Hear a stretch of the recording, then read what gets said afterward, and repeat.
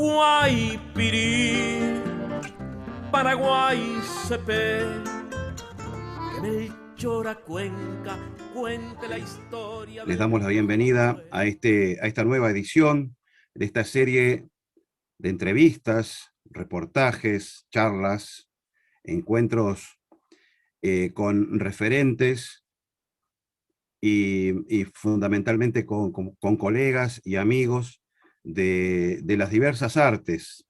En este caso, el grupo Dejando Huellas Uruguay, que ha emprendido hace un año, estamos conmemorando un año de nuestro grupo de trabajo, con la idea de transmitir a las futuras generaciones en imágenes testimoniales, en documentos, en algunos comentarios y análisis que estamos haciendo, repito, transmitir a las futuras generaciones un aporte para que tengan en cuenta, a razón de lo que ha sucedido en estos últimos 50, 60 años en el Uruguay relacionado con la música y la danza, que es el puente, el eje conductual, digamos, de este grupo, pero que inevitablemente tenemos que compartir mucha información respecto a todo lo que atañe a la puesta en escena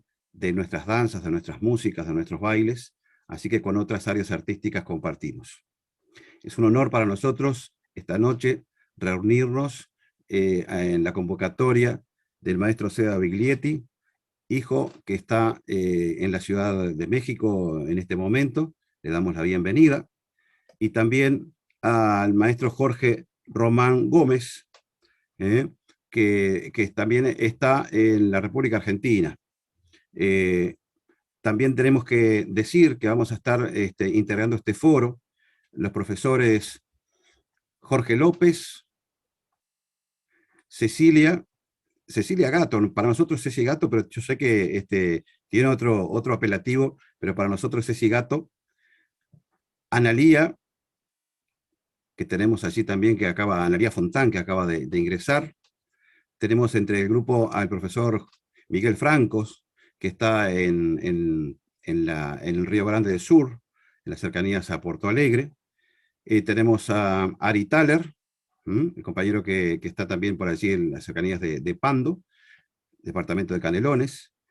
Y obviamente tenemos nosotros una serie de invitados en este foro especial que hemos constituido, inaugurado en esta serie de entrevistas, a la profesora Alexi Güeros de la ciudad de Colonia, a los maestros Claudio Sanguinetti y Julia Gadé, al maestro José Luis de Freitas, a Ivonne Eula y también a Daniel Cortazo, a William Isi Rosa, tenemos a Fernando Figueredo desde Melo, tenemos a Gerardo Sánchez de la ciudad de Durazno, a Mayra Bordagorri desde Rivera, también tenemos a Adriana Fernández de la ciudad de Minas, que oficia también de Secretaría y Apoyo Personal y afluente y confluente en todas las decisiones de este grupo.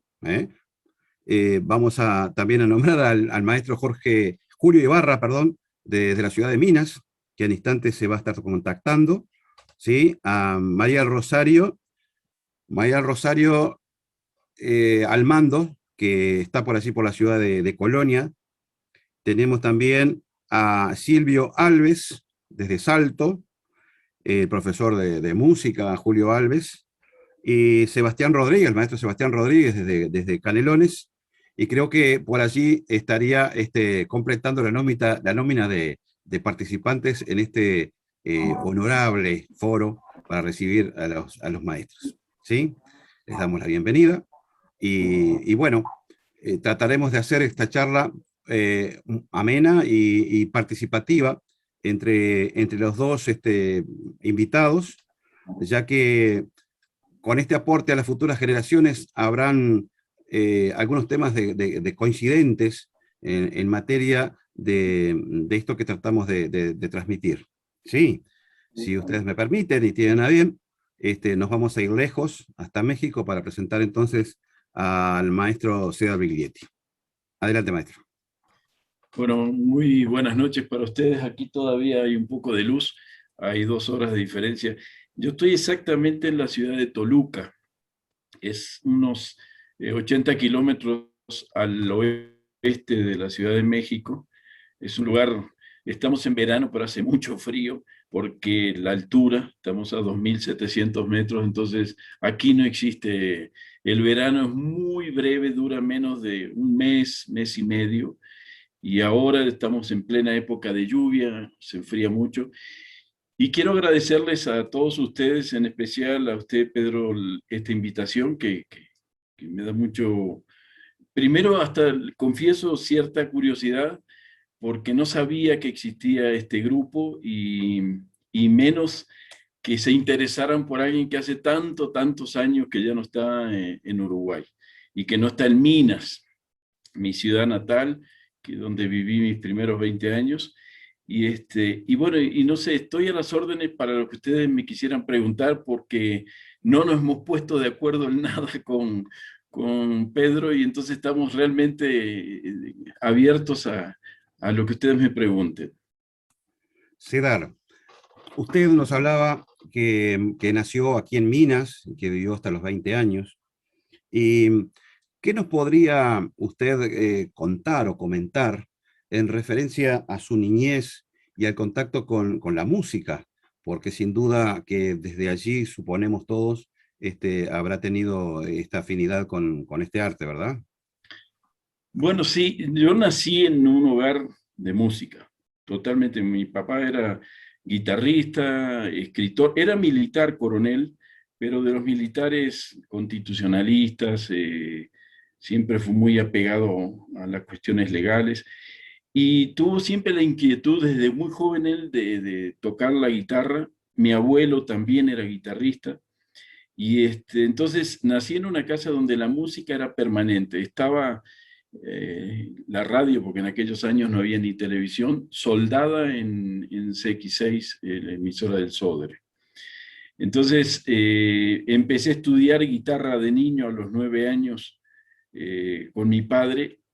Un poco antes, a los 8 años, fui a estudiar lo que era como una especie de sucursal del Conservatorio Wilhelm Kolliger en Minas, que lo atendía Silvia Fernández Tavares, una pianista y maestra de solfeo. Ahí fueron duros años de solfeo, 6 años duros. Y guitarra estudié unos años con mi padre y después él me mandó a estudiar con el maestro Atilio Rapat en Montevideo. Y de niño lo que yo recuerdo siempre en mi casa era la música y la danza folclórica. Inicialmente mi padre tuvo un conjunto de danza folclórica. Él escribió un par de libros sobre la música y la danza del folclore en Uruguay y integraba a jóvenes que les gustaba bailar y que, aunque él siempre, digamos, llevaba a los muchachos a tratar de bailar las cosas uruguayas, no tanto chacareras ni cuecas, que a veces también bailaban, alguna samba, en fin, pero fundamentalmente trataban de que se bailaran las cosas como la media caña, el pericón, en fin, los ritmos uruguayos. Y tenía mi padre una verdadera entrega para eso. Yo realmente no sé muy bien cómo le daba el tiempo, porque entre las tareas militares, escribir libros, él escribió un libro que tuvo una reedición no hace muchos años, llamaba El Clinudo, que era una novela de un matrero que anduvo por Minas, por 33, en fin. Y escribió estos 2 libros de folclore que le comentaba, más uno de Origen e Historia de la Guitarra. Un libro que ha tenido mucho éxito en el mundo, pero también por una trampa. Ese libro se llamaba originalmente Origen e Historia de la Guitarra en Uruguay. Pero mi padre le hizo una introducción tan larga sobre los orígenes de la guitarra, desde el laúd, la vihuela, en fin, y con tanta información que la editorial argentina que lo publicó que en aquel entonces llamaba Albatros, porque ya no existe más esa editorial, se dio cuenta que más de la mitad de las páginas del libro era sobre la historia de la guitarra, y realmente después venía menos de la mitad referida a Uruguay. Entonces se les borró la palabra Uruguay a ellos y publicaron Origen e Historia de la Guitarra. Y claro, ¿qué pasó? Ese libro se vendió, es más, el ejemplar que yo tengo aquí lo compré aquí en México, y se vendió en España, bueno, incluso es un libro que es parte de lo que le solicitan a los alumnos de guitarra en muchos conservatorios de aquí, por ejemplo, de México, la Escuela Nacional de Música, el Conservatorio Nacional de Música, el Conservatorio Estatal de aquí del Estado de México. Estado de México es una provincia de todo México. Y les quiero decir que ese libro se vendió, a mi padre le hicieron el cuento que habían sido 4.000 ejemplares, pero bueno, hicimos un cálculo, más o menos calculamos cerca de 100.000 ejemplares que se vendieron. Porque yo estoy en contactos con guitarristas de muchos lugares del mundo y me dicen que los compraron en la Ricordi. Por ejemplo, Ricordi lo distribuyó y se supone que se iba a vender solo en Argentina y en Uruguay. Pero bueno, eso le valió un poco a mi padre, que lo acusaron de ser muy nacionalista, muy chauvinista, porque dice, después el libro termina solo en Uruguay. Bueno, pero que se llamaba Origen e Historia de la Guitarra en Uruguay. Esa es la realidad. Yo lo acabo de revisar todo el libro, corregirle algunos errores de imprenta, algunos errores pequeños. Mi padre era muy celoso, muy estricto en toda la documentación, en la información, pero en las épocas que no había internet, que no había forma más que por escribir cartas y con amigos que le traducían si era en el extranjero, sobornando al cartero para que le trajera las cartas rápido para seguir armando el libro. Es decir, les cuento una anécdota muy, muy graciosa que pasó aquí en México, una vez que vino Eduardo Galeano, muy querido y muy admirado aquí en México, bueno, en todo el mundo, pero quiero decir aquí especialmente, y yo vivía en esos años en un puerto, en Lázaro Cárdenas, un puerto del Pacífico, en el estado de Michoacán. Y recuerdo que en esos años, en ese lugar no había televisión, solo radio, 2 estaciones de radio. En una trabajaba yo, hacía un programa de música clásica, y recuerdo que de noche se escuchaba una estación de la Ciudad de México, Radio Educación, y veo que van a hacerle una entrevista a Galeano. Y el locutor de Radio Educación, es una radio de la Secretaría de Educación, con mucha cultura, lector, le dice: maestro Galeano, dice, tenerlo acá es un honor, a nosotros nos conmueve tener a una persona como usted. Y la primera pregunta que yo le haría es: háblenos del esfuerzo mental, del esfuerzo terriblemente, digamos, agotador de tener que recoger todos esos datos y la información que usted tiene de la historia de América Latina. Háblenos de ese esfuerzo mental. Y Galeano, que bueno, era un tipo muy listo, y dice: mire, dice, en realidad el esfuerzo más grande fue el esfuerzo de culo. ¿Perdón? Dice el locutor. Pues sí, le dice Galeano, el esfuerzo de culo. Dice, porque mira, hay que sentarse en la biblioteca y escribir y sacar apunte, ir a otro lugar y sacar apunte. Y siempre sentado escribiendo. Dice, y así fue mi padre, exactamente, el esfuerzo de mi padre fue increíble. Escribir un libro desde la ciudad de Minas, porque tampoco fue de Montevideo. Él viajaba a Montevideo, de vez en cuando se iba a Buenos Aires, pero el resto era todo por cartas y digamos, haciendo un esfuerzo terrible para escribir ese libro. Entonces, yo nací en esa casa, en ese hogar lleno de música, de danza. Recuerdo claramente los trajes, mi mamá con la máquina de coser, los trajes de China, mi padre consiguiendo las botas para todo, que no es de mi número, que bueno, siempre en medio de todo eso. Sé que fue muy larga mi respuesta, pero da una idea de lo que fue mi vida más o menos de niño. Para nada, enriquecedor, y aparte nos abre la oportunidad para preguntar otras cosas, ¿verdad? Lo haremos más adelante. Maestro Jorge Román, si fuera tan amable de hacer una introducción acerca de su trayectoria, de su formación, de su origen, de su lugar de vida, ¿verdad? Sería interesante poder compartir eso también. Esa papel de pues se un buena, se agua y ahí me penendide. Buenas noches, amigos. Estoy muy feliz de estar con ustedes. Aguillé Pedro César. Gracias, Pedro César, por invitarme. Y bueno, por compartir este momento también, pero con todos los amigos. Y bueno, yo trabajo para la cultura guaraní, para el idioma guaraní, hace muchísimos años. Eh, Venimos haciendo una promoción, una difusión de esta cultura. Ya va casi 28 años que vengo trabajando en la militancia del idioma guaraní y la intelectualidad y la formación de las personas a través de este idioma y de nuestra cultura, ¿verdad? En todo lo que hoy denominamos como el Mercosur, que es todo el territorio ancestral guaraní, donde el guaraní está presente en muchos lugares y estuvo presente, está y estará presente este idioma. Y bueno, yo me dedico a eso, soy músico también, así como el compañero que acaba de hablar, y veo que hay otro músico por acá también, Silvio.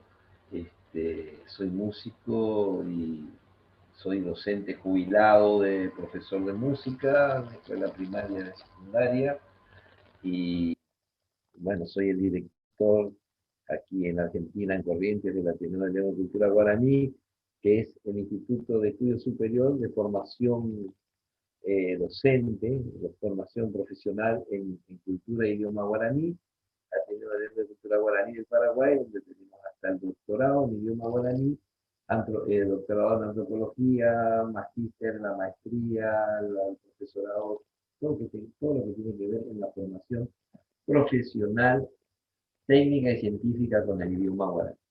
Básicamente es eso mi trabajo. Bueno, me gusta componer música, tengo algunos premios ganados acá en Argentina con algunas composiciones, me gusta participar. Y bueno, escribo algunas letras, algunas poesías, escribo algunos libros también. Tengo libros de didáctica guaraní, que es donde se trabaja en las universidades de São Paulo, en Asunción, en Argentina, y soy parte también de la Academia de Lengua Guaraní del Paraguay, que es una academia análoga a lo que es la Real Academia Española. Esto es lo que se refiere con el guaraní, y pertenezco al laboratorio lingüístico del Mercosur, donde nosotros hacemos un tratamiento de los términos muy antiguos y hacemos un seguimiento de los términos en todo su desarrollo, etapa, transformación, de todo lo que tiene que ver el término en el idioma guaraní. Así que variada la actividad y bueno, pertenezco a varios grupos. Soy director del grupo Toicobé Guaraní, que significa en español que viva el guaraní, un grupo de formadores, de alfabetizadores guaraní, donde hasta antes de la pandemia andamos por toda la Argentina y por los países limítrofes donde nos invitaban, íbamos a hacer alfabetización guaraní, jornadas de talleres y clínicas en guaraní para los docentes, para todos aquellos que están interesados, historiadores. Y bueno, y hace años se formó un grupo que se llama Zapucay Guaraní, donde estamos trabajando también muy fuertemente, vamos a decir, en todo el Mercosur, con la alegría de que en todos estos años de militancia que yo llevo, en el Mercosur me faltaba poder entrar a tu país, a tu hermoso país, Uruguay, en guaraní, Uruguay para ustedes, y esta vuelta nos reabrieron la puerta, pudimos conocer gente de Uruguay que está interesada en el guaraní, que le gusta, que le interesa, que ve en el guaraní una riqueza cultural, una riqueza ancestral que nos pertenece a todos. Y el guaraní le pertenece tanto a la Argentina como al Paraguay, como a Brasil, a Bolivia, pero también le pertenece al Uruguay, y nosotros estamos haciendo fuerza para que el uruguayo exija esa pertenencia del guaraní. Excelente. Al uruguayo le pertenece el guaraní, por lo tanto, creo que todos aquellos que están interesados en esta riqueza deben tomarlo, deben conocerlo, aprender a quererlo, porque es de usted. Muy bien. Jorge, Rubí, eventualmente cuando nosotros, me incluyo dentro de unos cuantos, referimos muchas veces o identificamos a la lengua guaraní con el país precisamente que está en el centro de América del Sur, el hermano país del Paraguay. Y obviamente que usted ya nos está develando, para los que tenemos dudas, que la regionalidad del lenguaje excede las fronteras de Paraguay. ¿Usted tuvo alguna vinculación filial con Paraguay o es directamente una vinculación a través de la lengua guaraní? Bueno, primero te voy a decir, permiso pido para pitearte, pero más o menos, Sí, por supuesto, maestro, este, por supuesto, sí, sí. para sentirme un poco más cómodo. Eh, Primero, lo que nosotros, todos los que andamos trabajando la cultura y el idioma guaraní en todo el Mercosur y en el mundo, le damos el premio a Paraguay porque cargó el guaraní sobre las espaldas, lo intelectualizó y lo trata de llevar cada año a lo más alto posible, hasta crear una academia de lengua, hasta crear una propia este, ley de lengua, hasta crear una regularización del idioma guaraní en todos los poderes, en la educación en los 3 niveles, en todos los niveles que tenga Paraguay. Entonces en eso Paraguay hace vanguardia, o sea, él se lo ha puesto al hombro y nosotros trabajamos en base a eso. Pero, como dije recién, el idioma guaraní pertenece al territorio guaraní, al extenso territorio guaraní, porque estamos del Caribe hasta por acá, y en eso está metido Uruguay. Ahora dice, ¿de quién es el guaraní? Y bueno, el guaraní es de aquel que lo quiere, lo respeta, lo trata de sostener a través de la cultura y trata de ver en realidad la riqueza que tiene esta cultura y este idioma, pero a través de las personas. El guaraní no son simplemente sonidos y letras, como muchas veces a lo mejor creemos que es una cosa que ir a estudiar un idioma, sino que el guaraní tiene una cuestión social mucho más marcada, porque tenemos que pensar y ver y saber, los que no saben, de que se han cometido crímenes de lesa humanidad en contra de las personas que hablaban el guaraní, han sido humillada hasta llegar a asesinada muchas veces por el hecho, simplemente el hecho de hablar en guaraní es una locura. Y cuesta creer que, bueno, son cosas de la parte negra de la historia del guaraní. Hoy en día el guaraní está pasando por su mejor momento. Hoy todos podemos hablar de guaraní, las redes sociales que están inundadas del guaraní día a día.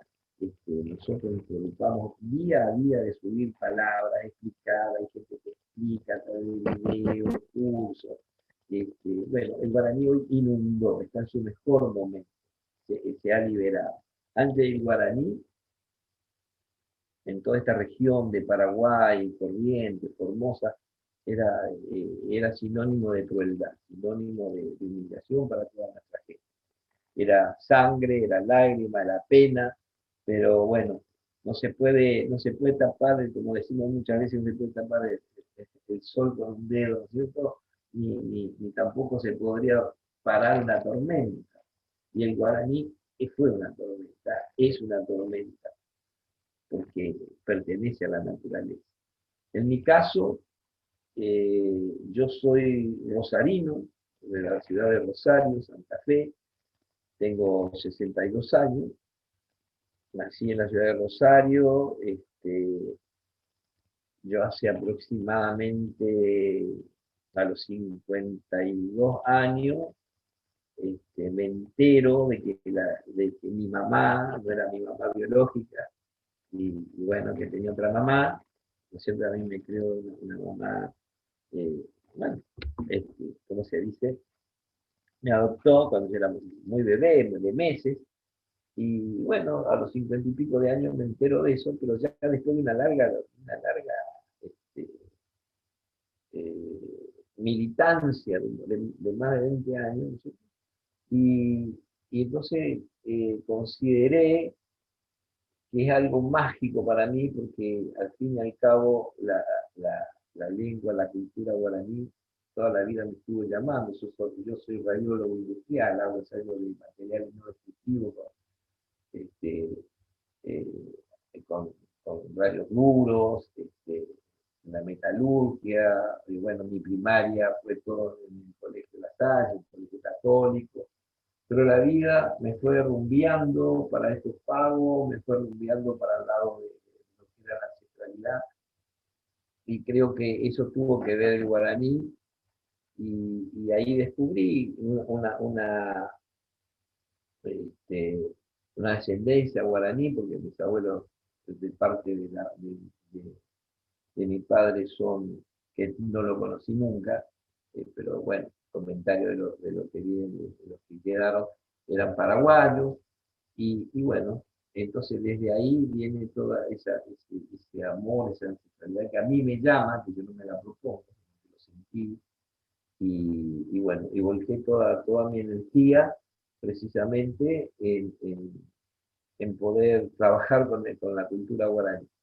Pero hablamos nosotros de lo que tenemos el grupo que trabajamos, así como ustedes tienen ese hermoso grupo cultural y de gente que hace proyectos y cosas, nosotros trabajamos y denominamos un guaraní solidario.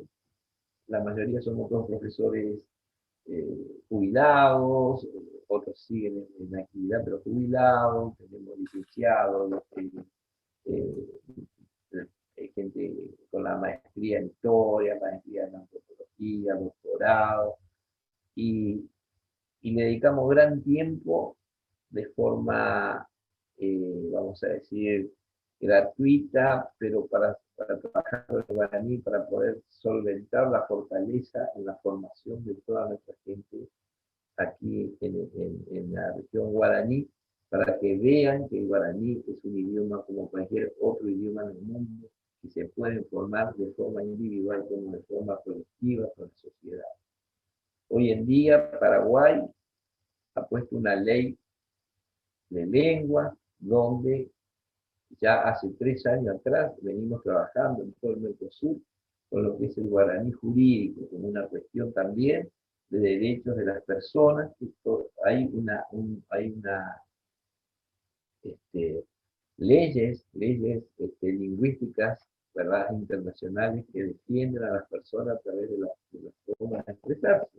Entonces, hoy en día, la parte jurídica del Paraguay ya está en vanguardia con el guaraní. Hoy todos los jueces y abogados tienen que estar preparados, por lo menos con un título de profesor de guaraní, porque todo es bilingüe, y el acusado elige en el idioma en que quiere ser juzgado, ¿verdad? Y bueno, eso es una gran ventaja para el idioma. También está en la universidad, está en la secundaria, está en la primaria. Yo fui un gran, también que empujó para empezar en el nivel inicial, trabajar con las TICs, la formación profesional de cualquier persona con cualquier otro idioma. Nosotros decimos siempre que el guaraní no es mejor que el inglés, el guaraní no es mejor que el portugués, no es mejor que el japonés, no es mejor que el francés, pero tampoco es menos. Es un idioma como cualquier otro idioma en el mundo. Sirve para pedir agua, sirve para saludarte, sirve para decirte guapo. Si me intelectualizo un poco más, como cualquier otro idioma, puedo ir a una formación superior. Es nada más que eso. Lo único que para nosotros tiene una cierta ventaja, como tendrá la ventaja del español ante el inglés o ante el ruso, para nosotros el guaraní tiene una suerte de emotiva, ¿no es cierto? Tiene una suerte emotiva.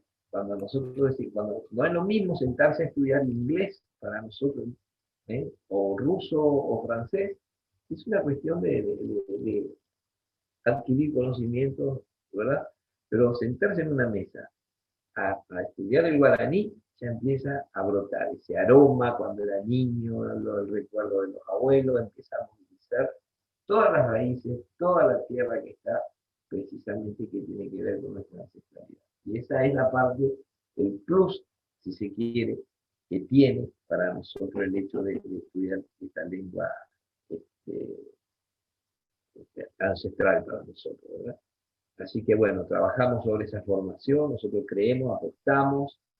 Hoy no sostener al guaraní como un hecho netamente cultural, de decir mucha gente hasta hace mucho tiempo, nosotros queremos borrar esa idea, de decir, hablamos guaraní porque el abuelo hablaba, porque mi mamá hablaba, porque no sé, porque es nuestro.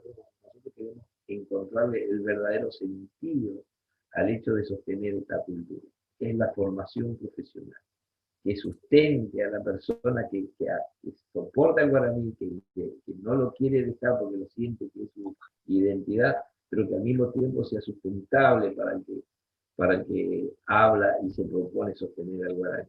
Sustentable a través de pequeños o grandes emprendimientos. No todos queremos ser profesor, muchos tenemos oficio y muchos simplemente queremos ser, no sé, un trabajador, ¿verdad? Pero bueno, el guaraní esté abierto en un abanico de formación y de ventaja ante la vida para toda nuestra gente. Y no simplemente un hecho cultural de sostenerlo porque hay que sostenerlo.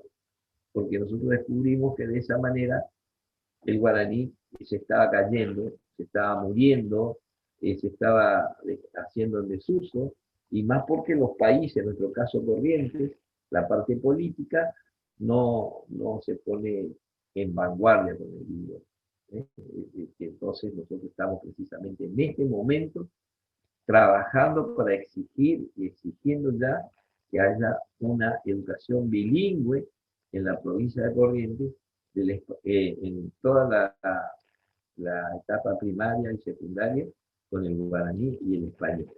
Le consideramos de que no se le puede ocultar esa información y ese enriquecimiento a los niños en su desarrollo. No puede ser que un niño en primero, segundo o tercer grado no empiece a conocer lo que es su ancestralidad. Y llega a la secundaria, llega a la universidad y solamente conoce el guaraní a través de personas que le dicen una otra palabra o por voto propio. Entonces, nosotros consideramos que la provincia tiene que hacerse cargo de eso y no negar esa información ancestral a nuestros niños. Básicamente eso es lo que yo hago, querido Pedro. Pero resulta muy interesante, considero, y creo que todos vamos a coincidir, que sufriendo, o si se quiere, aún transitando la plenitud de esta globalización, registrar este movimiento y establecer que se está también fomentando esta raíz y esta comunicación y esta difusión en lo importante que significa la lengua guaraní en la región, es un detalle no menor, que vale la pena situarlo en este momento, contextualizarlo, porque hace también a una respuesta que podría alguien decir que es parte de la globalización, pero todos creo que hemos percibido la globalización desde otra área, desde otro aspecto, un poco más punzante, y que esto puede llegar a significar una propuesta, un acercamiento hacia otro aspecto más identitario, regional, que a otra cosa más lejana, importada. Pero contextualizando esto en el tiempo, volvemos con don Cedar, ¿sí? Para un momento, y le voy a remitir a esa juventud, a esa niñez, preguntándole, don Cedar, esa formación musical, académica de su padre, y que usted seguramente, como comentó, que tuvo maestros y profesoras de música, venía de la línea, de una línea clásica, de formación de música clásica, y cómo cree usted que su padre tuvo ese canal o a raíz de qué para la música folclórica, si hubo un contexto histórico que usted reconoce que se dio en ese momento desde la música, que propició que ese fomento de la música folclórica tuviera alguna inclinación regional hacia el sur o más hacia el norte, o habría una corriente más, si se quiere, centroamericana en esos momentos. Digo, para situarnos un poquito en el tiempo, y si pudiera usted, si no, si no toma mal, referir a algún año específico en esos trabajos de su padre, ¿sí? Sí, veo en el chat que pusieron por ahí que a veces conectar audífono desconfigura. El problema es que está cayendo un tormentón salvaje aquí, muchísima lluvia y no podía oír sino al profesor. Pero bueno, estamos hablando, cuando yo les hablo del conjunto de danzas, La Valleja, así se llamaba, es el año más o menos de 1954 a 1960, no más, porque por ahí ya las dificultades para ensayar, para conseguir el vestuario, muchas veces, ahora todo es muy sencillo el tema de llevar un aparato de sonido con una memoria y se amplifica perfecto, pero antes era con un tocadisco que se le ponía un micrófono ahí, los discos se rayaban, en fin, era muy dificultoso todo eso. Entonces, mi padre tuvo una formación en realidad siempre más que nada hacia lo clásico, pero tenía una fuerte inclinación a investigar el folclore uruguayo. Incluso él escribió un artículo que salió publicado en varios diarios de Montevideo, y en su libro Origen e Historia de la Guitarra lo incluyó, que es el origen de la música del himno nacional uruguayo, que generalmente siempre se habla de Bali, pero como autor de la música, y que no lo fue en realidad, y hay argumentación muy sólida de que no lo fue, en el libro Origen e Historia de la Guitarra, que fue Fernando Quijano, una persona que tocaba la guitarra casi de oído, como se dice habitualmente. Pero como era una persona que no podía plasmar en el papel la música del himno, le pidió a De Bali, que era un húngaro que estaba en Uruguay dirigiendo bandas militares. De Bali lo escribió porque sabía escribir nota y bueno, quedó como el autor del himno nacional para muchos, cuando no es el autor de la música. Por cierto, el autor sí, Acuña de Figueroa, que es el autor de la letra, también es el autor de la letra del himno de Paraguay, ahora que hablábamos un poco del mundo guaraní. Pero bueno, lo importante es esto, que estamos hablando de los años, incluso yo nací en el 51, finales del año 51, voy a cumplir ya casi 70 años en pocos meses. Yo creo que lo del conjunto de danza folclórica quizás pudo haber, yo lo recuerdo desde el año 54, pudo haber sido antes, pero el exilio también me separó de mi padre y de mi familia. Yo ya llevo muchos años viviendo aquí en México, y entonces no le puedo precisar las fechas con exactitud, pero lo otro importante es que mi padre sí tuvo siempre una preferencia por la música clásica. Entonces nos hacía estudiar solfeo, teoría de la música, armonía, nociones de composición, en fin.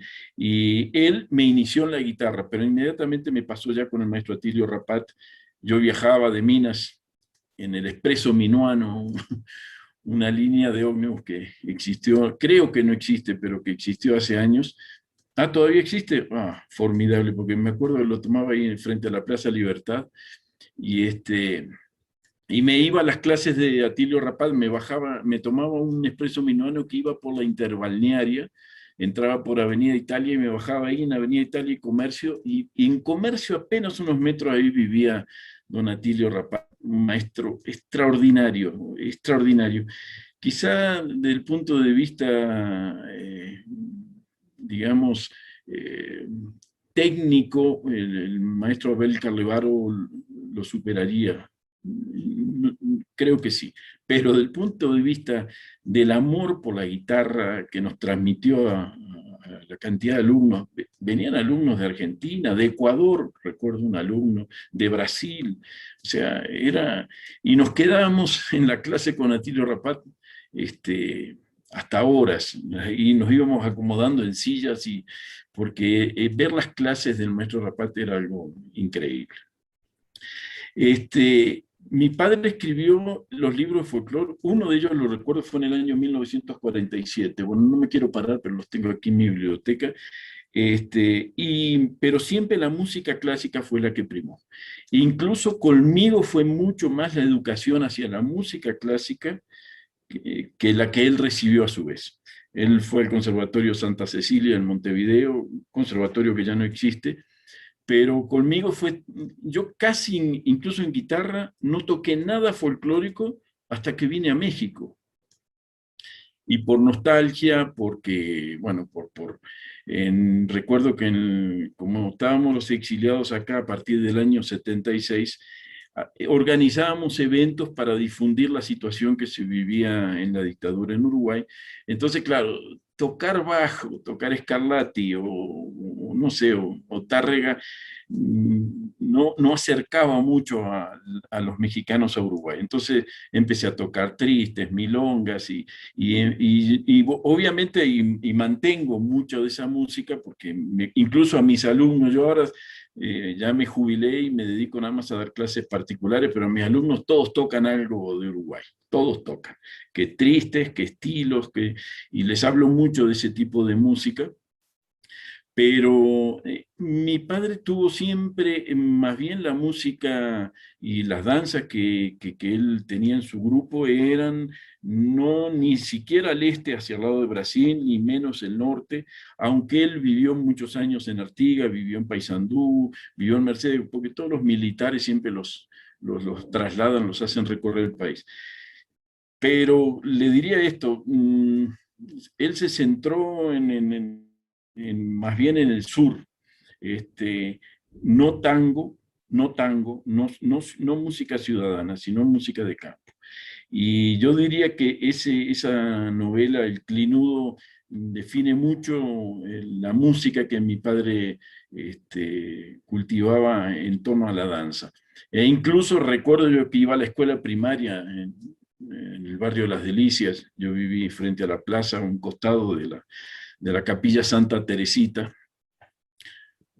Ahí una persona que aún vive en Minas, el padre inmediato, así se llama, una persona que ya debe tener 90 y tantos años, me conocía bien porque yo andaba siempre con la onda ahí tirándole a las palomas de la iglesia y le caían las piedritas en las láminas. Pero recuerdo mucho que mi padre iba a la escuela de Las Delicias a asesorar a las maestras sobre cómo bailar determinado tipo de danza. Yo nunca bailé más que las cosas siempre nos hacían bailar una tarantela o el pericón, porque la tarantela parece un misterio esto. Ahora un uruguayo de hoy dirá, ¿y tarantela qué tenía que ver? Bueno, la migración italiana en Uruguay era muy fuerte y yo recuerdo con la pandereta, con mi hermana bailábamos la tarantela, pero bailábamos el pericón, una media caña, y mi padre iba y llevaba discos, pero esos discos de 78, aquellos viejos, que de repasarlos era un ruido más frito que daba aquello, y siempre él defendió mucho, con mucho ahínco la música uruguaya.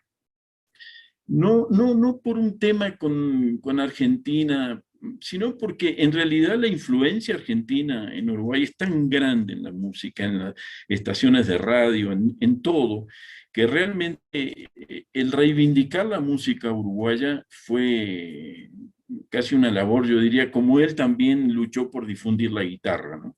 Un poco esas dos cosas, ese mundo de la guitarra por el lado clásico y de la danza folclórica, fueron las dos grandes pasiones de mi padre. Y yo imagínense, desde un niño de 3, 4 años hasta los 20 que estuve en Minas, y después nos fuimos a Montevideo, pero seguí siempre, digamos, en contacto, pero ya mucho más con la música clásica, ya la parte folclórica y la danza se acabó, y entonces yo diría que mi formación personal es clásica, mucho más para ese lado. Vamos a volver, Cedar, con algún comentario, algún contenido que traje de su perfil de Facebook, cuando años pasados, no recuerdo qué año, pero usted publicó algún detalle acerca de las movidas que se generaba en el hogar a fin de poder dictar las clases. Pero ya digo, vamos a volver un ratito más. Con todo gusto. La escuela Juan Zorrilla de San Martín, que está pegadita allí en el barrio de Las Delicias, al Parque Rodó, y me imagino que la parroquia es la que está enfrente a la Plaza Río Branco, Exactamente. que ha sido remozada en estos años, la fuente y demás. El barrio de Las Delicias es una zona muy bonita de la ciudad de Minas.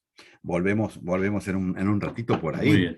Volvemos entonces ahora con el maestro Jorge Román Gómez. Y extraje a propósito de algún sitio, maestro. Usted sabe que estaría a fin de sus clases de guaraní, y como le manifesté, yo no voy a pronunciar palabras en guaraní hasta que no me apropie y no lo internalice bien, por respeto, pero estas palabras me significan algo que me gustaría que usted comentara, porque creo que también es término y es punto de unión entre los pueblos. Manga Ñembonsaraí. Me refería a algún tipo de actividad que compartimos en la región desde hace mucho tiempo y que puede ser un nexo entre el común de los pueblos aquí en Sudamérica. Bueno, lo que vos acabas de decir, Pedro, es Mangá Ñembosarái, ¿no es cierto? Vio el disparate, Y ¿no? no, está bien. Nosotros en Corrientes, en toda esta zona, tenemos gente que muchas veces dice, ¿por qué correntinos si que hablar bien de guaraní? Lamentablemente estamos mal, pero lo peor que le puede pasar al guaraní es el famoso, ese nuevo término muy moderno que es el ninguneo, ¿no? El ninguneo, para definirlo más o menos, ninguneo es decir, lo hago ninguno, lo hago nada, no existe, ¿no? Entonces, ningunear el guaraní es lo peor que le puede pasar al guaraní, más allá de que pueda ser mal pronunciado o no. El guaraní tiene que estar presente siempre, y nosotros alentamos a eso, y siempre va a haber alguien que a lo mejor pueda corregir o pueda arrimarse. Pero lo peor que puede pasar es que el guaraní no se nombre más porque tiene miedo de pronunciarlo mal. Y ese es el verdadero problema que tenemos con el guaraní. Pero bueno, vos te estás refiriendo a un juego deportivo que es la pelota, ¿no es cierto? Lo que sería, se dice que el guaraní en esta zona, con el caucho, con el árbol del caucho, ¿no es cierto? Que cuando herían al árbol, caía la goma y armaban una suerte de bocha media pequeña de caucho, y ahí se inventó un juego que se jugaba con la cadera y la cabeza. Y a la pelota le pusieron de nombre mangá, lo que para nosotros hoy es pelota. Tenemos una versión más vulgar, porque el guaraní, en la palabra, que por eso es un idioma siempre vivo, un idioma siempre actual, en la palabra, si no está la palabra para pronunciar el guaraní a través de la imagen, a través de la utilidad, a través de la forma, describe el objeto. Entonces, acá mucho se conoce la pelota como bacapipopó. Bacapipopó, una palabra divertida, tiene ritmo. Bacapipopó, sí, el profesor que es músico, o sea, si le resulta rítmico esa palabra vaca pipopó ya le está dando un ritmo, vaca pipopó, que es la pelota. Que se construye ese nombre a la pelota viene de tres nombres, de tres términos. Vaca, que es vaca, porque sabemos que la vaca era un animal que antes de la conquista no existía. Entonces no, el término vaca no está en el idioma guaraní, entonces se guaranizó de la única forma nomás que el 90%, 99% de las palabras en guaraní son agudas, se acentúa la última sílaba. Entonces no hubo mucha vuelta y en vez de decir vaca le dijo vaca, vaca, y quedó, ¿no es cierto? Y pi viene de la palabra piré, que significa piel, cuero. Y entonces dice vaca pi, piel de vaca, y popó en guaraní es que salta, rebota. O sea, el cuero de la vaca que salta. De esa forma es como en el guaraní se describe el objeto. Si hay algo que tuvo el guaraní, desde mi punto de vista, lo más poderoso que tuvo el guaraní fue la observación. Supo ver, fue curioso. Primero miró, vio, observó por curiosidad. Después fue analítico hasta llegar a un guaraní totalmente científico. A partir de la observación, el guaraní construye el idioma, construye toda su forma de vivir, construye, se observa la naturaleza y se hace parte íntima de la naturaleza a través de la observación. Entonces, cuando decimos estas palabras, ¿cómo se dice pelota en guaraní? Bueno, la forma más usual y divertida es decir vaca pipopó, que es el cuero de la vaca que salta. Pero ese manga también tiene, que es un guaraní bastante arcaico, y Ñembozaray significa juego. En realidad la construcción de la palabra juego también, como no existía el término juego en el guaraní, el concepto de lo que era jugar, vamos a decir. Entonces, Saray significa olvidarse. Olvidar. Yo te digo a vos, Pedro, Aníquendere Saray, no te vayas a olvidar, Aníquendere Saray. Esto que te estoy diciendo. Anique, no. Dere Saray, que no te olvides, que vos no te olvides. Y acá vos dijiste Ñembozaray. Ñembozaray, en esa construcción del guaraní, dice que hace olvidar. Para nosotros ese Ñembozaray es juego, es distracción. Porque si te hace olvidar es porque te hace distraer. Y en este sentido es una construcción con lo que tenés al lado, entonces que en este caso es la pelota. La pelota te hace distraer, te hace olvidar, te rescata de aquello que a lo mejor no tenés que estar atento y se transforma en un juego. Esa es más o menos la explicación de cómo el guaraní funciona, cómo empieza a ubicar las palabras, los términos. Entonces, manga Ñembozaray sería la pelota. Hay un ¿cómo se dice? Una película, un video que hicieron en Misiones, en Paraguay, en San Ignacio, en Paraguay, un documental donde ellos cuentan y que el fútbol, dice que este manga Ñembozaray es el pariente arcaico de lo que es el fútbol, que después los ingleses conocieron y lo sofisticaron y todo lo que hoy conocemos como fútbol, que también al principio no era así, sino que después fue modificándose. Y bueno, esas son las cosas que nosotros, precisamente, son las cosas que nosotros mostramos, contamos a la gente, le entusiasmamos y le demostramos que el guaraní es una ciencia muchas veces. Conoce, utiliza elementos de la naturaleza. Una cosa que el guaraní es interesante, el guaraní fue un gran, como te dije recién, un gran observador de la naturaleza, ¿verdad? Pero viste que nosotros siempre, a lo mejor nosotros siempre tenemos la parte de analizar y de observar, muchas veces siempre un escalón más arriba de lo que estamos observando y analizando. Siempre medio nos asomamos así y decimos, mira cómo es aquello, o vamos a ver aquello, y lo vemos desde un poquito, a lo mejor muchas veces tenemos costumbre de verlo un poquito más de arriba. Pero el guaraní tuvo otro concepto de la observación. Él observó mucho la naturaleza. Todos los que saben dicen que el guaraní fue, junto al latín y al griego, el que más aportó a las ciencias naturales, por todo lo que es la herboristería guaraní, el conocimiento de la naturaleza. Entonces él observó y analizó la naturaleza, pero también siendo él parte íntima de la naturaleza. Él observó la naturaleza, estudió la naturaleza, pero desde adentro, siendo él parte de la naturaleza. Él no se apartó de lo que era la naturaleza. Entonces, al mismo tiempo que él siente ser parte de la naturaleza, al mismo tiempo él está analizando, observando y construyendo a partir de la naturaleza el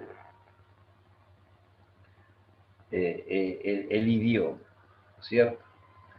Voy a contar una anécdota simplemente para demostrar, sin ánimo de entrar en discusión de nada, es simplemente una curiosidad.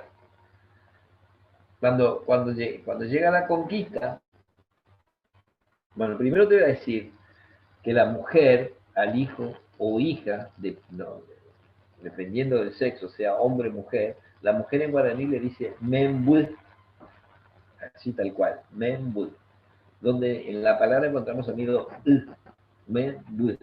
Ese sonido para nosotros es agua hoy en día, pero en realidad es sustancia.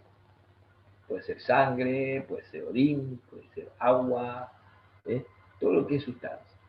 La mujer dice shemenbue, mi hijo o mi hija, indistintamente. Pero el hombre no puede decir shemenbue cuando se dirige a los hijos. Si es el varón, le dice chera, y si es la mujer, le dice chera. Y es algo bastante simpático, que tiene que ver con la observación de lo que es la naturaleza en sí, porque la palabra ara viene de la deformación de un guaraní bastante arcaico y puro, que es ra'uy, que significa semilla. Cuando el hombre se dirige al hijo, le dice, chera, mi semilla, mi semen, lo que yo aporté para que esa persona esté ahí. Eso él lo tenía bien claro a través de la observación de la naturaleza. Observó las plantas, observó los animales, observó los insectos y se observó hasta él mismo. Entonces él sabía que para que la hembra quede preñada había que aportar una sustancia. Y la hembra sabía de que esa sustancia la tenía el macho. Y la hembra era simplemente la que conservaba y hacía que eso florezca. Por eso dice Shemenbud. Básicamente dice, como para que lo entendamos así sencillo, dice la capacidad de mi cuerpo de sostener una sustancia viva. Eso es el guaraní, cómo observó. Entonces, cuando viene en la conquista, le cuentan, esto tómenlo por favor, que nadie, es una cuestión simpática. La conquista le cuenta de que la Virgen María no la había tocado a nadie y había quedado embarazada. Porque en la evangelización ocurre eso. Y ahí se produce la primera ruptura, lo que hoy llamamos grieta nosotros. La primera grieta, no puede ser. Porque el guaraní fue, si se quiere, un experto, un gran observador de la naturaleza. Era una cosa inaudita lo que le estaban contando. No podía ser. No podía ser. Él observó, no 10 años, cientos de años, la naturaleza, cómo se comportaba en sí misma. Por eso mismo construye el idioma desde la observación de la naturaleza. Por eso mismo él tiene la delicadeza en el idioma de separar con la mujer y el macho a través de lo que va a ser la cría. La mujer íntimamente como propiedad íntima del cuerpo, como propiedad espiritual del cuerpo, dice Shemen Bud, la sustancia que yo tenía dentro de mi cuerpo. Y el hombre dice, Chera, mi semilla. Tenía bien clarito cómo era la procreación. Y se le inculca y se le empieza a conversar con esta parte de que había una mujer en algún momento de que quedó embarazada y nadie la tocó. ¿No es cierto? Entonces, así es como el guaraní empieza a construir todo eso. Cómo empieza a construir su lengua, cómo empieza a construir su tecojá. Cómo empieza el tecojá para nosotros es donde la persona es en sí misma su propia identidad. Nosotros decimos en nuestro ñanderecó, nuestra forma de ser. Hoy nosotros estamos acá reunidos mostrando una forma nuestra, que a lo mejor no es la nuestra. Estamos tratando de ser lo más agradable posible, no tenemos por qué ser desagradable, estamos compartiendo algo lindo, estamos escuchándole al profesor de México, cosas interesantes, tenemos gente que está acá con nosotros, no tenemos por qué ser desagradables, pero al mismo tiempo nosotros ensalzamos eso y tratamos de ser mucho más agradable todavía porque nos sentimos bien, nos sentimos cómodos. Pero nosotros realmente somos así, en la soledad, en lo que yo soy, en lo que íntimamente yo soy. Realmente soy eso. Bueno, el guaraní tenía muy presente eso, porque el guaraní busca la perfección, siempre buscó la perfección. Y eso es el erecó, es la forma de ser. El guaraní mucho en lo que él era en su propia intimidad, siempre para mejorar. Siempre se estudiaba no delante del otro, sino se estudiaba él mismo en soledad, para saber, soy esto, esto es lo que soy. No tengo que mostrar nada a nadie delante de nadie. Una vez que entiendo lo que soy, salgo a la vida y trato de sostener eso. No tengo necesidad y de arreglar o no arreglar lo que soy. Pero tenía bien presente lo que es. Y eso es lo que nosotros sostenemos hasta el día de hoy. Alguna vez, si ustedes andan por acá, van a escuchar mucho el ñanderecó, nuestra forma de ser. Y nuestra forma de ser es esa. No es, nuestra forma de ser muchas veces no es la verdadera delante de los demás, sino es la que nosotros encontramos en nuestro trabajo espiritual, en nuestro trabajo de adentro, ¿verdad? El guaraní trabajó mucho el adentro. Sabía que si mejoraba el adentro, todo lo que estaba afuera se iba a potenciar para bien. Por eso el guaraní, en ese sentido, fíjense, fue tan observador de la naturaleza y la forma de vivir, que el guaraní, en el idioma guaraní no existe la palabra libertad. Es una cosa que es increíble. No existe la palabra libertad, no. Tuvimos que construir la palabra libertad, pero la palabra libertad no existe, porque el guaraní ya sobreentiende que no hay necesidad de nombrar a la libertad, porque habla de otra libertad. Cuando nosotros hablamos del guaraní, no tenemos que hablar de religiosidad, sino de espiritualidad, de la conexión de él con el mundo, de él con todo el entorno, de él con la tierra y de él con los elementos. Entonces, nosotros vemos muchas veces, podemos ver un guaraní sufriendo, castigado, humillado, lleno de sangre, qué sé yo, lastimado, porque no estoy exagerando, sino que muchas veces es así. Pero él sabe, él se refiere a otra libertad, él sabe que su espíritu, por más que vos le hagas lo que hagas, es imposible que vos llegues. Y eso precisamente es lo que el guaraní posee. Y algo que tiene muy, pero muy, pero muy claro hasta el día de hoy, es que él sabe que él está en la tierra de paso. No está para quedarse ni poseer nada. Eso nosotros nunca lo terminamos de entender, porque nosotros tenemos otra forma de vivir. Nosotros enseguida buscamos nuestras comodidades de otro lado. Por eso el guaraní no necesita eso. No tiene una planta de naranja en el medio de la comunidad, no es de nadie. Nadie viene uno y saca una naranja, nadie le va a retar porque sacó esa naranja. No es de nadie. Es lo que la vida puso ahí para que lo podamos usar. ¿Por qué? Porque no tiene posesiones. Eso es lo que representa esa espiritualidad. Es una parte de la cultura, de conocer al guaraní, del guaraní previo al contacto de la conquista, que es otro mundo, otra cosa. Es digno de estudiar porque todavía no ha sido estudiado, fue tocado así nomás muy por arriba. Sí se ha profundizado mucho en el contacto después del franciscano y el jesuita, pero previo a eso hay una historia que todavía falta descubrir, falta muy interesante, que falta descubrir, de entender de todo lo que nosotros vemos muchas veces en la cosmogonía, de todo lo que nosotros vemos a través del universo, el guaraní ya lo tenía ese concepto. Hay una imagen que yo aprendí, el hombre de Vitruvio, ese hombre que había dibujado a Da Vinci, ¿no es cierto?, parado, con los brazos extendidos, y que se habla filosóficamente, se dice muchas cosas de ese dibujo, de donde el hombre convive en dos mundos, donde tiene una parte central. El guaraní ya sabía eso, una cosa increíble. El cuerpo, en un guaraní muy arcaico, se dice Ku. Ku. Ese es el nombre del cuerpo. Y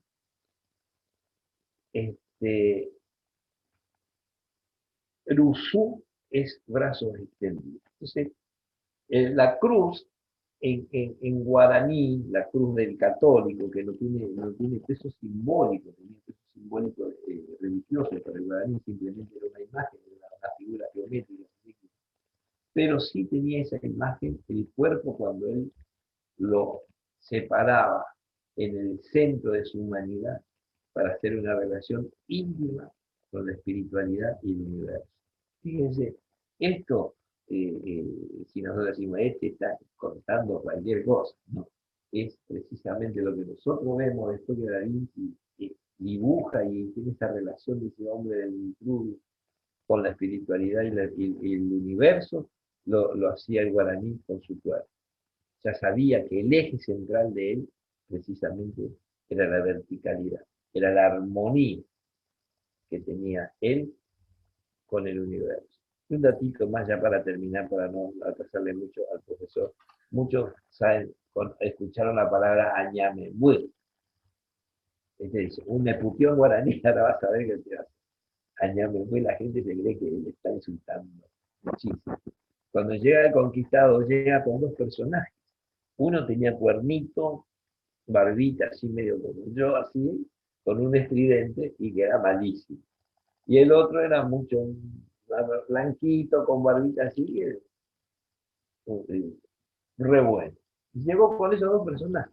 Y había que mostrarle al indígena quiénes eran. ¿Y cómo yo iba a decir, este es malo y este es bueno, si no lo conoce, no tiene idea ni de quién es, y qué es lo que es bueno y qué es lo que es malo? En ese momento todos andaban prácticamente desnudos. Entonces, para ellos era re bueno, era re cómodo, pero para mí era re malo. Entonces, ¿en qué momento empieza a fijarse lo bueno y lo malo? Entonces, los que llegaron empezaron a notar que cada vez que sucedía algo malo se pronunciaba el añá.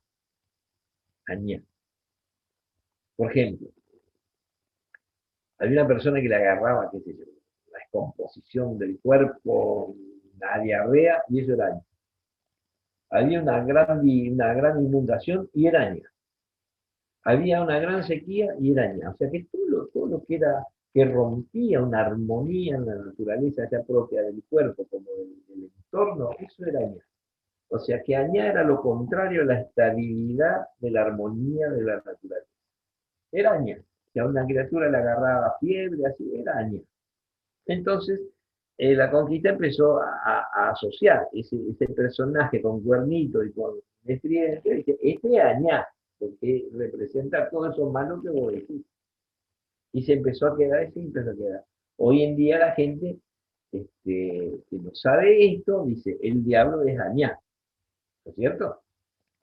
Entonces la gente hoy quedó y viene y le dice, añá me muero.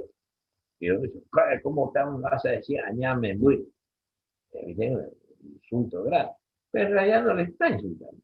En realidad le está haciendo una comparación. Le dice que si el diablo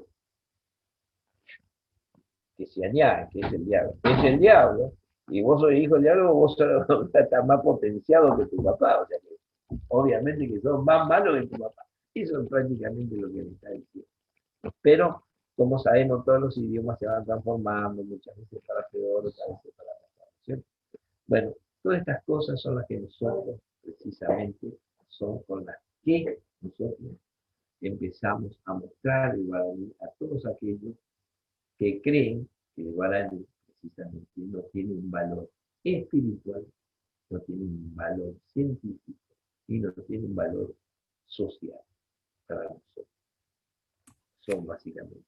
Perdón que me extendí, pero seguramente en el grupo ya, en este plantel que tenemos, hay muchos comentarios, algunas preguntas que en breve vamos a abordar, pero comenzamos por el tema de la globalización y hablamos de la pelota y hablamos de este juego de pelota que no voy a volver a pronunciar en guaraní, prometo. no, tenés que hacer. Pero fíjense usted que interesante hallar dentro de eso que nosotros vivimos como globalización, eh, la colonialización, la colonialidad, el coloniaje y todo eso que de alguna manera fue introduciendo otros nuevos valores y referentes filosóficos, científicos y religiosos, y hallarlo aquí tan cerquita, cosas tan profundas que tienen vinculación también con lo que nos han transmitido o nos han infundido de alguna manera. Qué bueno que los que estén escuchando este mensaje, sus comentarios, puedan indagar al respecto y en un futuro hallar aquí en el seno de América la raíz de esa filosofía que también es importante y posiblemente llegue más al corazón, al alma de los que aquí habitamos y los que aquí van a habitar, ¿sí? Y que valoricen eso, que sin duda nos va a hallar más unidos más adelante, en fomento de los valores netamente latinoamericanos, ¿verdad? Jorge, ¿tú quieres decir algo relativo al tiempo, al Zoom o algo de eso? No, más que nada, hay una pregunta de Miguel que ya está en lista, y los demás que quieran hacer algún cuestionamiento a los invitados, tienen la opción ahí en el botón de reacciones, levantan la mano, así a mí me quedan en orden acá y los puedo ir viendo quién tiene una inquietud. Así que Miguel, que creo que era una pregunta hacia el tocayo. Jorge, si te parece, terminamos con la exposición y en ese orden que tú generosamente estás tomando nota, le vamos dando participación entonces a las preguntas y comentarios de los compañeros que están participando de este foro. ¿Te parece? Sí, sí. Bueno, muy bien, muy bien. Así terminamos con el hilo que veníamos manejando con los dos entrevistados, en este caso con Cedar.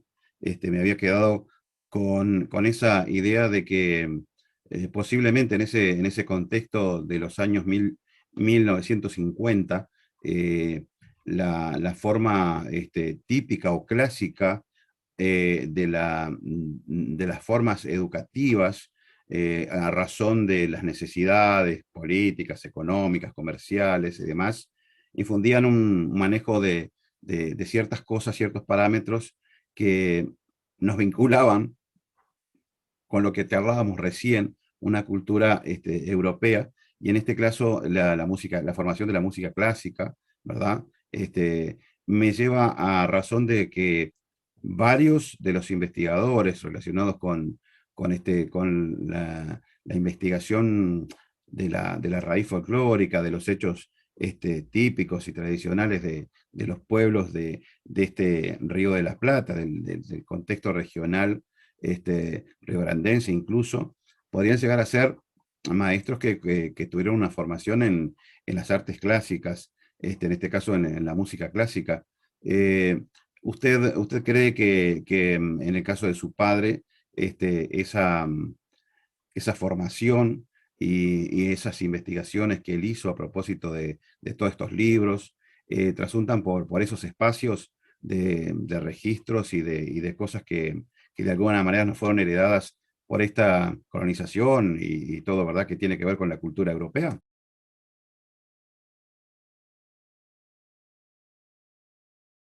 Está muteado, maestro. No, me olvidaba el audio, si no, no tiene... Perdón, pero debo explicar que me levanté un momento porque ya resolví el problema de audio que tenía. Conecté unas bocinas, pero además fui a traer un par de libros que querían, se los voy a poner después enfrente para mostrárselo al profesor Jorge Román, porque nos unen varias cosas con él. Aunque parezca esto raro, yo estoy a 12.000 kilómetros al norte, pero vivo en un país profundamente indígena, con una cultura indígena y sobre todo en estos últimos 2-3 años se está revalorando y revalorizando la cultura indígena que es tan importante en este país. Aquí se hablan cerca de 86 lenguas. Es una diversidad increíble. Pero él decía una cosa que me interesaba mucho y enseguida voy a la pregunta suya, Pedro, pero él decía algo muy interesante del juego de pelota. El juego de pelota aquí es el juego prehispánico más importante que existe. Y aún se juega y hay campeonatos. Y es exactamente con una pelota de caucho sacada de los árboles de caucho, que hacen una pelota que pica mucho o bota mucho. Acá dicen botar, pero pica mucho. Y si alguien ha ido de visita, por ejemplo, a Cancún, y va a un lugar que se llama Xcaret, que es donde hay, es foréspor, un poco turístico, pero hay un interesante rescate de la cultura maya. Los mayas jugaban muchísimo ese juego de pelota con la cadera, pegándole a la pelota, haciéndola botar, y la tenían que hacer pasar por un aro de piedra. Ese era el gol, digamos. Pero también en los aztecas, cuando uno va a las pirámides de Teotihuacán, que son muy famosas cuando se viene aquí al centro del país, está la cancha de juego de pelota con las piedras en esta posición ancha como de unos 30, 40 metros por casi 80 metros de largo y con un aro de piedra en cada lado porque cada equipo tiene que meterla en ese hueco. Es decir, yo me quedé ahora increíblemente sorprendido y uno aprende mucho yendo a una persona como el profesor Jorge Román porque dije, caray, yo no sabía que el mundo guaraní tenía también ese juego de pelota prehispánico. Y lo otro, enseguida voy a la respuesta, lo otro lo que le quería mostrar al profesor Jorge Román y a ustedes, a ver si logran ver este libro. El profesor Jorge Román sabe que este es Agustín Barrios Mangoré. Este libro se llama El Inalcanzable. Es un libro que escribió, bueno, el título está volteado, si ustedes lo ven por ahí. Sí, así se vería. El autor de este libro, que además tiene fotografías, pero hermosa, de Agustín Barrios Mangoré. Agustín Barrios fue un músico paraguayo, hablaba guaraní perfecto, difusor, yo diría, olvidado por el propio Paraguay. En Uruguay vivió muchos años, hubo un uruguayo que lo albergó y que fue su mecenas, Pagolita le decían porque era bajito, y Agustín Barrios Mangoré escribió obras maravillosas para guitarra. Quizás sea el músico más importante de América en la escritura de la guitarra. Y está entre los 3 grandes escritores de música para guitarra, entre Francisco Tárrega, Fernando Sor y Agustín Barrios. Así de importante es este hombre. Y ahora acaba de salir de editarse este otro libro que el autor también me lo obsequió, no sé si lo ven allí, con su vestimenta indígena. Él tenía un gran orgullo, por eso se puso el nombre Mangoré, de un cacique guaraní que luchó contra los españoles en la época de la conquista, entonces él usaba ese como seudónimo.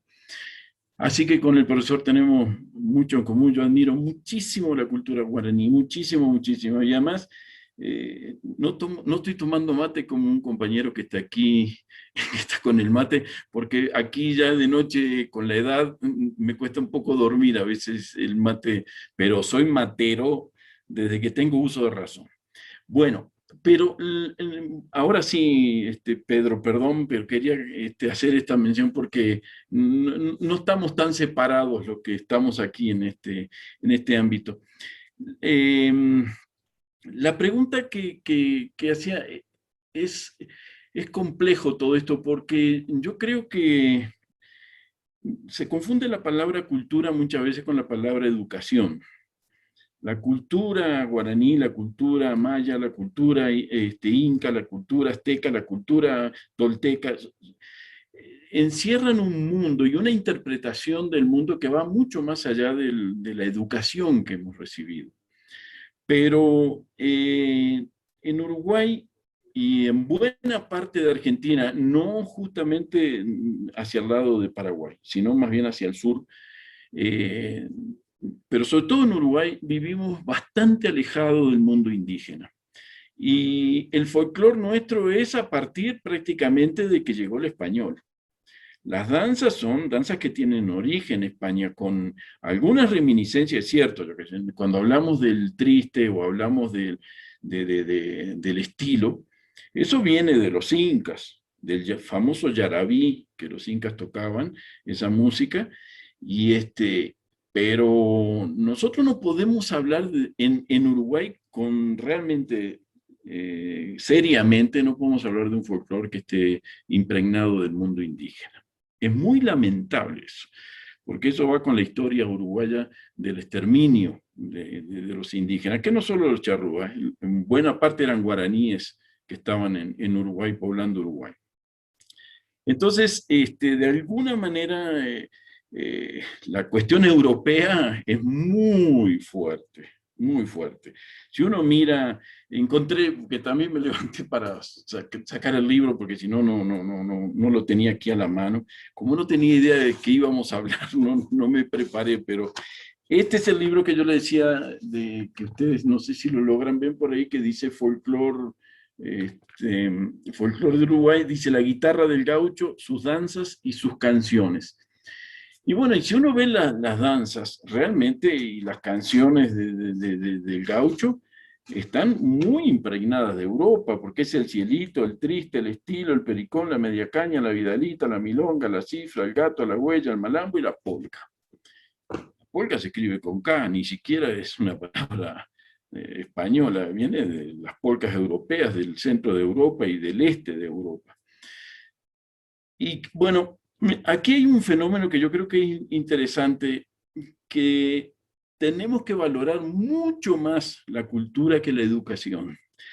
Está muy bien educarse, formarse, estudiar, está todo eso muy bien, pero la cultura de nuestros pueblos ancestrales,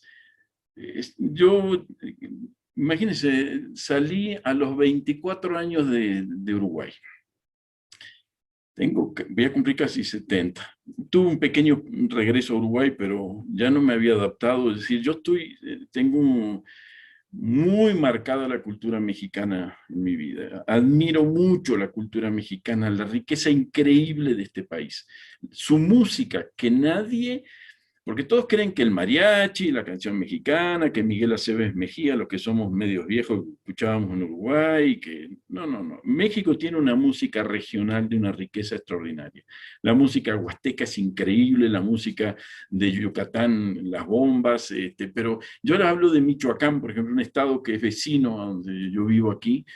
Las pirecuas, son unas danzas y unas canciones de una belleza, cantadas casi todas en la lengua regional, porque es un país tan grande y tan vasto que ya les dije, 86 lenguas, algunas ya en franca desaparición. Pero también aquí la música europea jugó un papel importantísimo. La música huasteca se toca con violín y el violín no existía en México. Y se toca con una guitarra guapanguera que acá no existía en México. La guitarra es una guitarra pequeña, más o menos, les puedo mostrar, bueno, las tengo colgadas allí, pero tengo muchos instrumentos por ahí colgados. Es una guitarrita pequeña, un poco más grande que un charango, pero el charango mismo no es un invento inca. Es una forma de la guitarra adaptada a nuestra región, a nuestra costumbre, a nuestra cultura, en fin, con el armadillo o el tatú, la mulita, en fin. Pero lo mismo pasa aquí en México, que los instrumentos musicales, salvo algunos tambores y algunos caracoles, que ellos utilizan mucho caracoles grandes que los soplan, El resto de los instrumentos son instrumentos de origen europeo o descendientes de europeos. Entonces, Uruguay jamás va a escapar de eso, ¿no? Nosotros tenemos una influencia europea muy fuerte. Claro, yo creo, aquí me va a permitir hacer un comentario totalmente atrevido. Yo escucho estaciones de radio uruguayas por internet, tengo hijos en Uruguay, tengo 3 hijos que viven en Uruguay. Es decir, estoy en contacto con el país, voy cada tanto, siempre me hago una peregrinación a Minas, eso es como infaltable. Pero les quiero decir esto, el tema de la música folclórica uruguaya se ha dejado muy de lado. Yo escucho cada vez cosas, ha pasado aquí en México también, música regional, porque yo la busco, la compro, porque cuando voy a un pueblo por ahí busco música a ver cómo comprar, escucho una estación de radio, llama Radio Educación, que es excelente aquí en México, pero es única radio que difunde la música que tenga que ver con el folclore mexicano. Y en Uruguay me ha llamado mucho la atención que escucho una música, no sé, que no me gusta, que no escucho. Ya sé que soy viejo, no me lo tienen que aclarar, soy viejo, pero Amalia de la Vega cantaba cosas preciosas como Tristes, Vidalitas, cosas que nadie canta ahora, están olvidadas. Los olimareños hicieron un poco, pero después ya se pasaron al carnaval, la murga, al candombe. Eso es nuevo.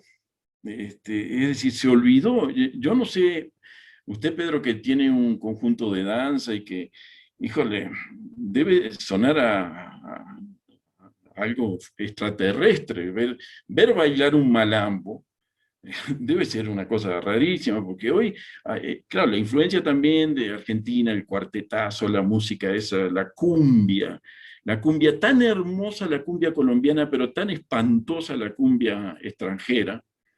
Y no quería irme de esta reunión de decir eso.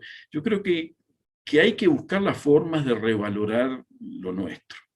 No sé cómo, es muy difícil, y luchar contra el mundo, todo lo mediático que es comercial y que es muy difícil, pero en el caso suyo, Pedro, yo admiro mucho ese trabajo de difundir las danzas folclóricas, y ni hablo del profesor Jorge Román, que él se está metiendo en las raíces más profundas del mundo indígena del norte de Argentina, del sur de Paraguay, pero también en buena parte de Brasil, y es un mundo bastante más amplio que las fronteras paraguayas, ¿no? Pero bueno, en resumen, creo que nosotros no vamos a poder zafar nunca del europeo. Por eso tampoco viene mal conocer la música europea y la música clásica, porque de alguna manera todo viene de por ahí. Todo viene de por ahí.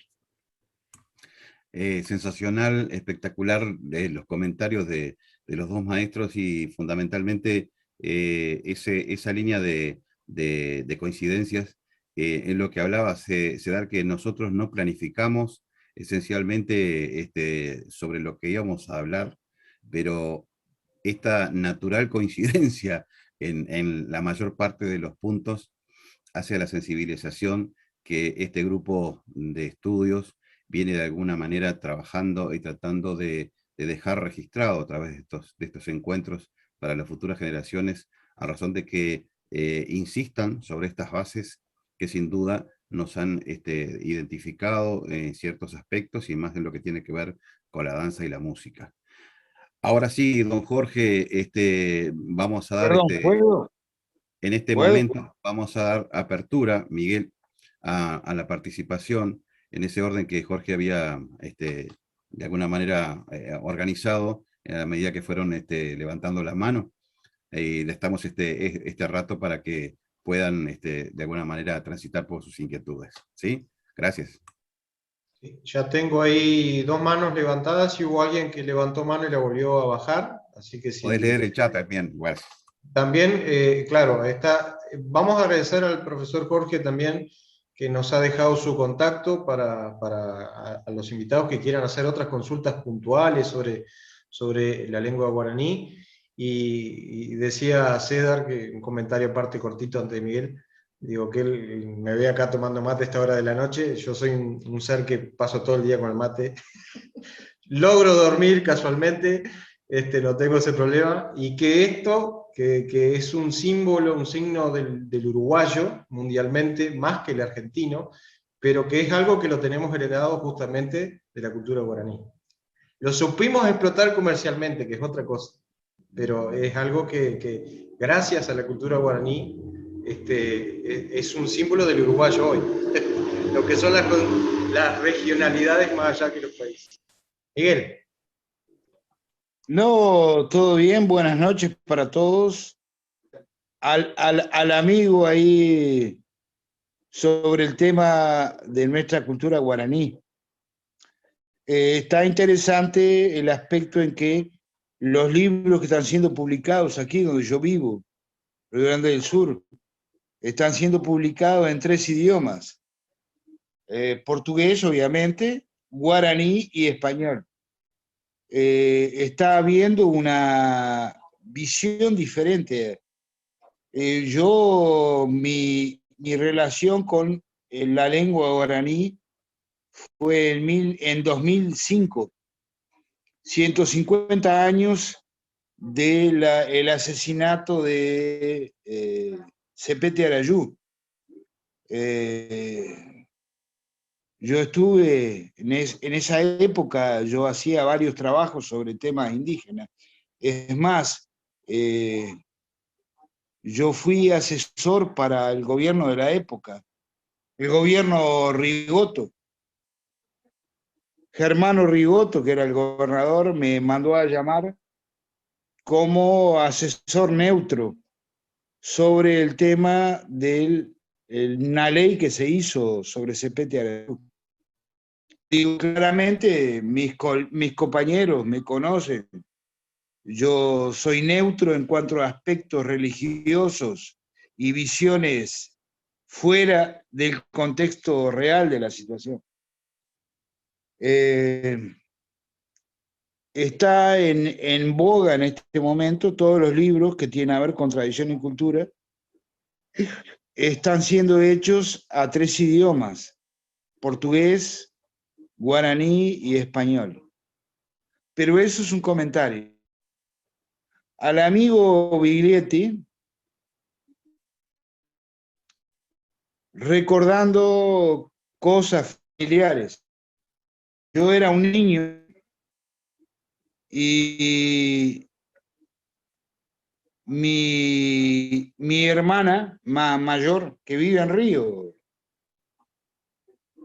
siempre comentaba de su colega, compañero de secundaria, Biglietti. Entonces, Biglietti, ¿conoces a mi hermana? Mi hermana era compañera de secundario tuya. Lo que yo quiero comentar o dejar claro es la cuestión temática de lo que está sucediendo con las visiones sociales y políticas del país. Siempre se habla de el colonialismo y la colonialidad, y ustedes mis compañeros son testigos. La visión social y política que nosotros tenemos siempre destaca esos conceptos. El concepto de la colonialidad. O sea, nosotros somos países que dejamos de ser colonia, pero la infraestructura, la estructura política y social sigue permitiendo que seamos colonias. Y somos colonias no solo sociales, sino culturales. Yo me río muchas veces aquí porque el 20% de las expresiones verbales no son nuestras, son importadas. Vos no tenés un animal de estimación, no tenés un animal mascota, no, tú tenés un pet. Entonces estamos perdiendo conceptos. Y cuando nuestro amigo allá en México nos coloca situaciones, nos coloca ese tipo de aspectos, nos coloca esa pérdida de una identidad auténtica nuestra. Y sería importante una opinión de él sobre los aspectos, esos aspectos. El aspecto de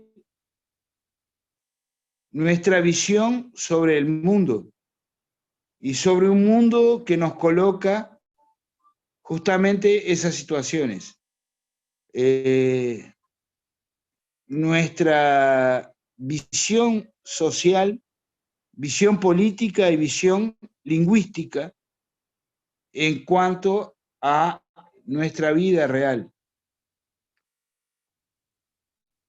Yo viví mi infancia en base a tu papá.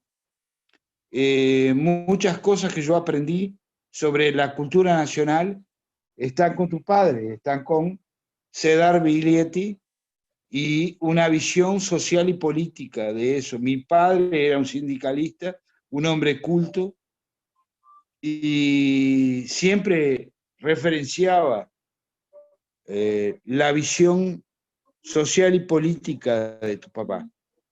Entonces, ¿cómo es? Encontrarme contigo así en una situación de esta me da como pauta la vida política del país.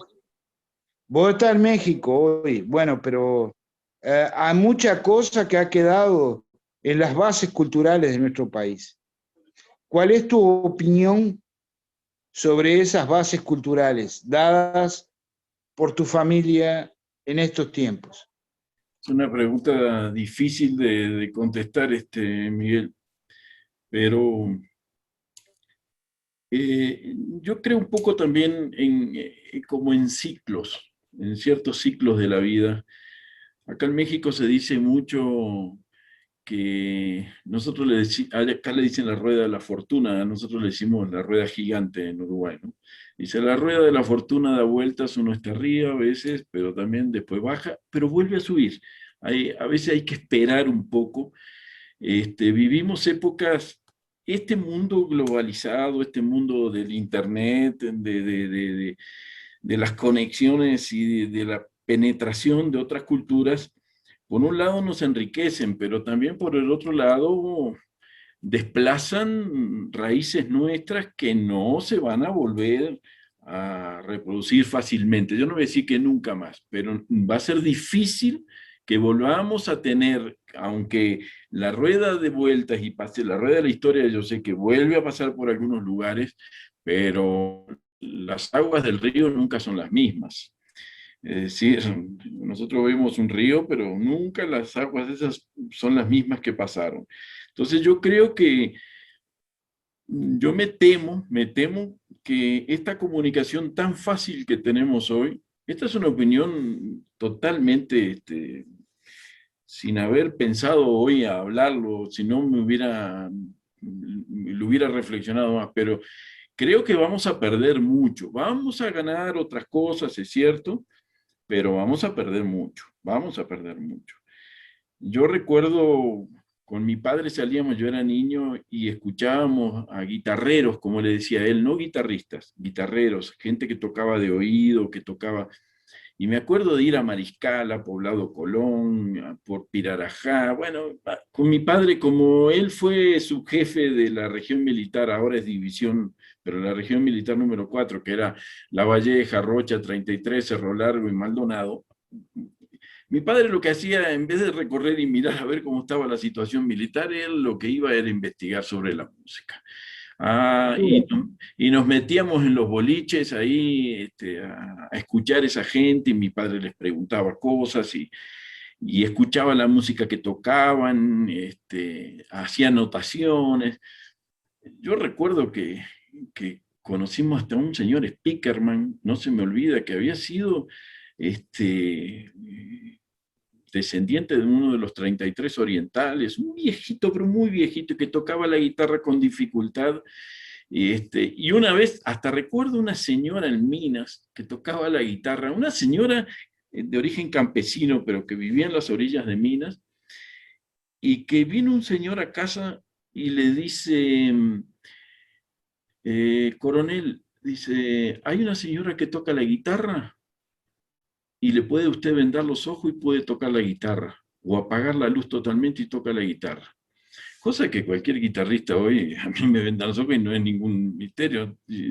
Si tiene uno la partitura, la conoce de memoria, el tanteo está muy desarrollado. Pero recuerdo que mi padre no era de los que decían, bueno, pero eso, ¿y quién es esa señora? Fulana de tal.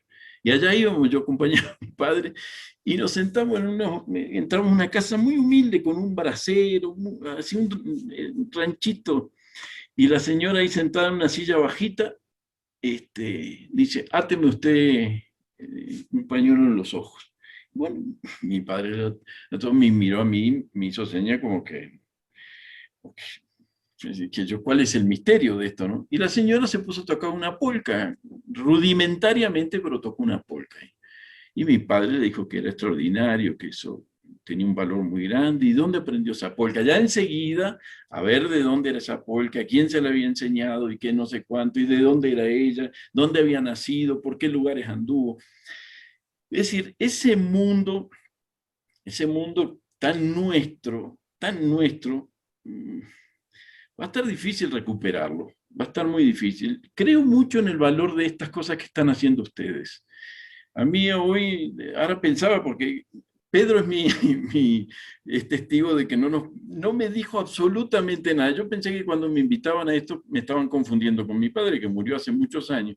Y Pedro dice, no, dice, es a usted que quiere. Bueno, dije, yo no sé por qué quieren hablar conmigo, todavía no me lo explico, pero sabe que no nos preparamos, ni me dijo de qué íbamos a hablar, me dijo, no, sobre las cosas suyas cuando estaba en Minas. Bueno, pero yo pensé, puedo hablar de que jugaba al fútbol, que no sé, muchas cosas, que hoy iba a pescar al Campanero, o al Santa Lucía, al Cebollatí, puedo hablarle de muchas cosas, pero no sabía que es esto, que intenta rescatar también la cultura nuestra.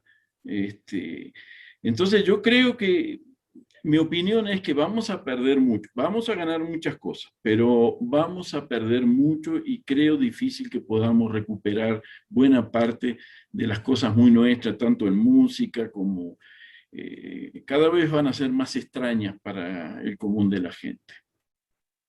No, vos estás en México, estás en un local especial. Digo, yo quiero ir a México a hacer mis estudios antropológicos,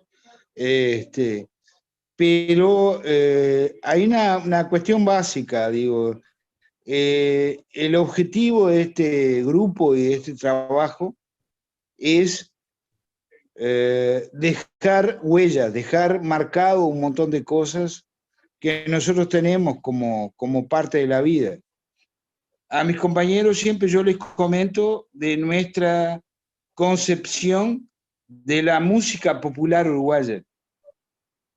¿Qué es la música popular uruguaya? ¿Qué es lo que tu padre incentivó? Es la concepción nueva de tomar elementos nuestros para la expresión, sobre aquel trabajo, digo, de la poesía política.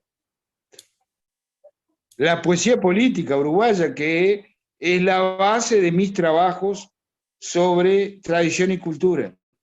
La poesía política. nos estamos debiendo una ampliación de eso, una propagandística de eso, de la poesía política. El hecho de que la música y la tradición no son apenas o un mínimo de expresión, sino son la expresión popular del pensamiento del pueblo sobre la sociedad. Miren, conozco a Enrique Rodríguez Viera, no sé si ustedes lo conocen, le dicen el bicho, es de Tacuarembó, cantante, y con él nos comunicamos, incluso él me mandó unas canciones nuevas. Piensa venir, hasta esto de la pandemia que ha desorganizado a todos, pero pensaba venir a Tijuana. Tijuana, híjole, una ciudad que está allá al norte contra Estados Unidos y que es un lugar de encuentro y desencuentro, de pasaje de gente de distintos lugares, pero desde de Centroamérica a África, porque pasan africanos, pasan chinos. Tijuana es un lugar muy especial. Y él pensaba venir ahí, me mandó unas canciones, me preguntó qué opinaba de ellas, qué pensaba, si podían pegar en México, si podrían, lo cual yo vivo muy lejos de Tijuana. Este país es tan grande que a veces es como cuando me encuentro un mexicano y me dice, ah, de Uruguay. Dice, yo estuve en Perú. Yo no conozco Perú. Está tan lejos Perú de Uruguay, pero como es Sudamérica, parece que es todo lo mismo. Y México, mucha gente dice, ah, México, yo conozco todos los estados de México, incluso los he recorrido tocando la guitarra y también por trabajo que no tenía nada que ver con la música, tuve la suerte de conocer. Pero hay un tema que es importante. Enrique me preguntaba qué opinaba y me tocó unas canciones que algunas no me gustaron mucho, otras, las que estaban inspiradas en el folclore uruguayo, me gustaron muchísimo. Y yo le decía que tenían que exprimirse la cabeza apoyándose en el folclore uruguayo, sacar cosas nuevas, modernas, pero con la base esa, olvidarnos él hizo unas cosas que parecían, no sé, no quiero decir exactamente el ritmo que era porque me extrañaban, pero que no eran nuestras.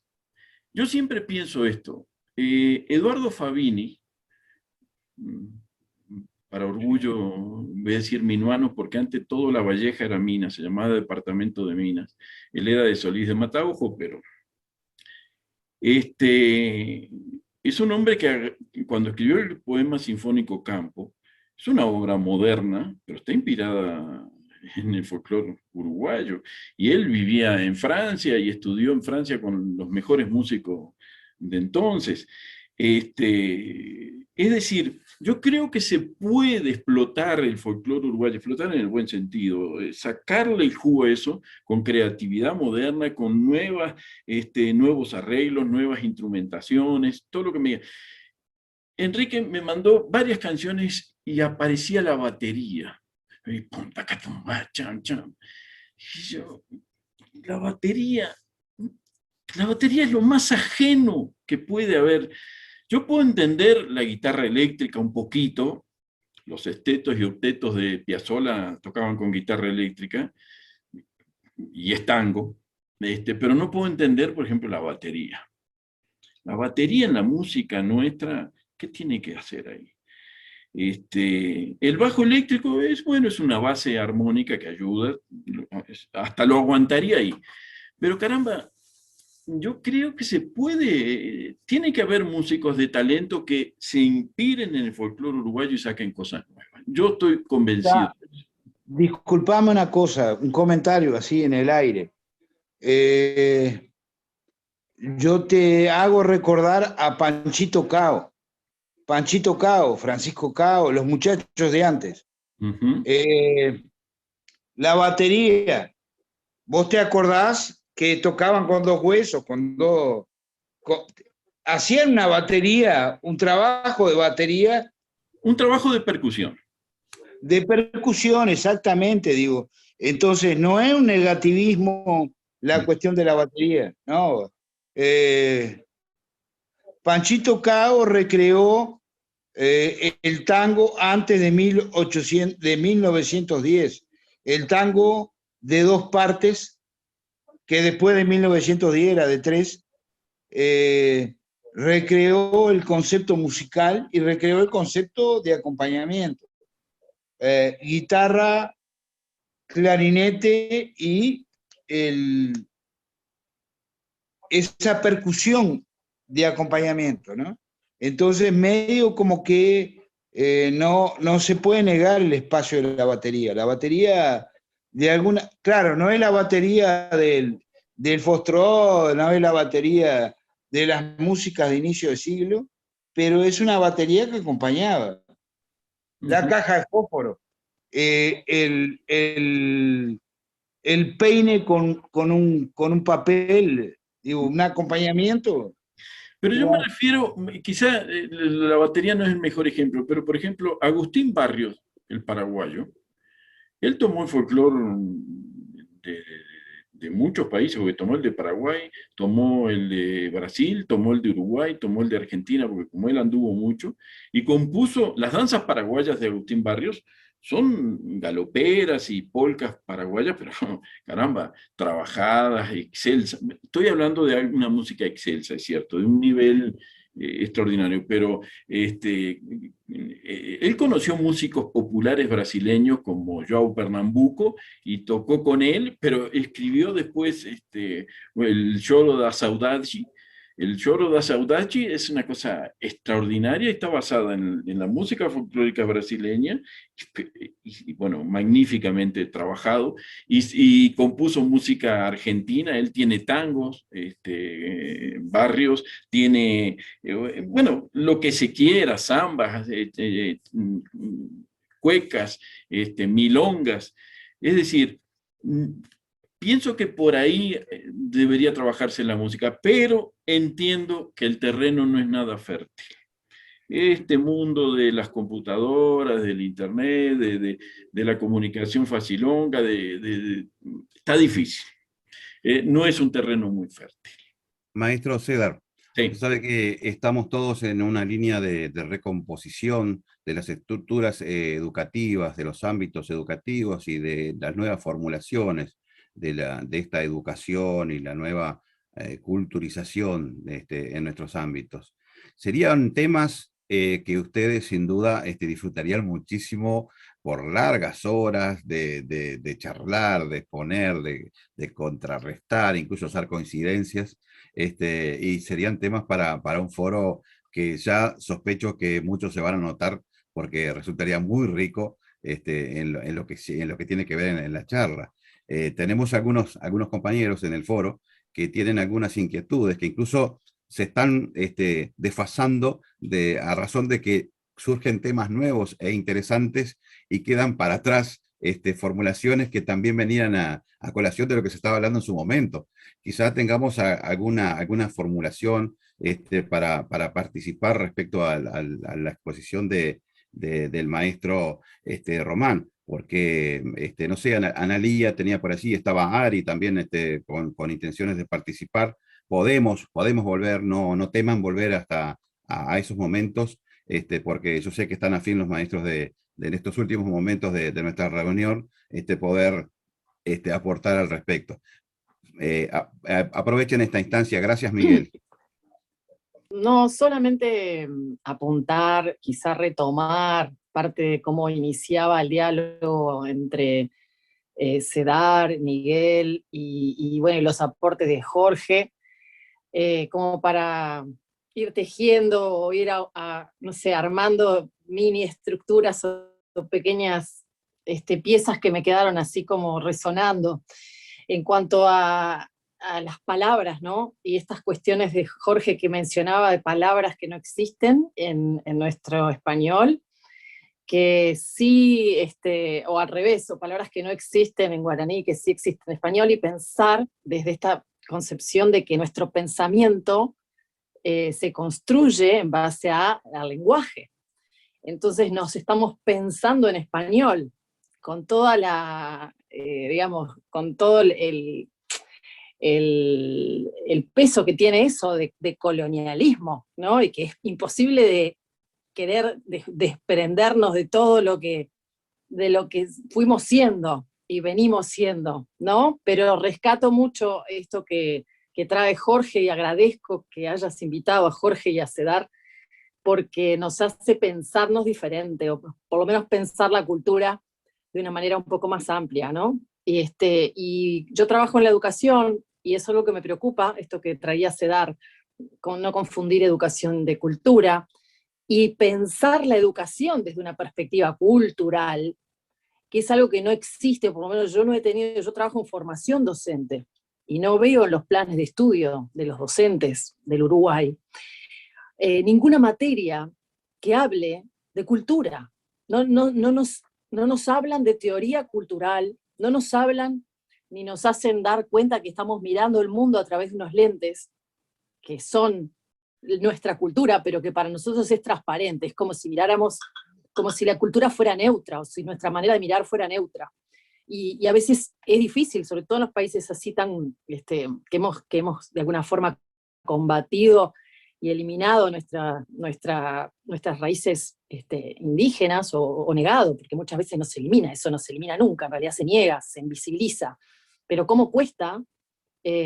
Bueno, desde el punto de vista de nuestro Estado, no reconoce el genocidio charrúa, por ejemplo, y no lo ha reconocido jamás. Ningún partido político hasta el momento lo ha hecho. Ningún gobierno lo ha hecho. Y en definitiva me preocupa porque no nos pensamos culturalmente, y entonces no educamos culturalmente tampoco. O sea, los docentes no traemos eso al aula, ¿no? Simplemente damos por hecho que esta es nuestra cultura y como si todo fuera lo mismo para todo el mundo. Eso lo dejo también como una reflexión en relación a lo que hablaban recién. Y después me quedo como para darle un alivio, un cierto alivio a Cedar. Tengo la sensación de que está viniendo una nueva generación de jóvenes. Recién compartía con los compañeros en el grupo de WhatsApp, hay un concierto de canciones de Amalia de la Vega exclusivamente, solo sobre Amalia, que de hecho el año pasado fue el año del patrimonio, que fue en su nombre, y de alguna manera eso generó también un rescate de las nuevas generaciones al cancionero de Amalia, y así como con el cancionero de Amalia viene pasando desde antes, con grupos como el Cuarteto Ricacosa, por ejemplo, que rescatan no solo las canciones de nuestro cancionero popular, sino también las formas de tocar la guitarra, y las formas de tocar el bandoneón, y las formas de hacer la música.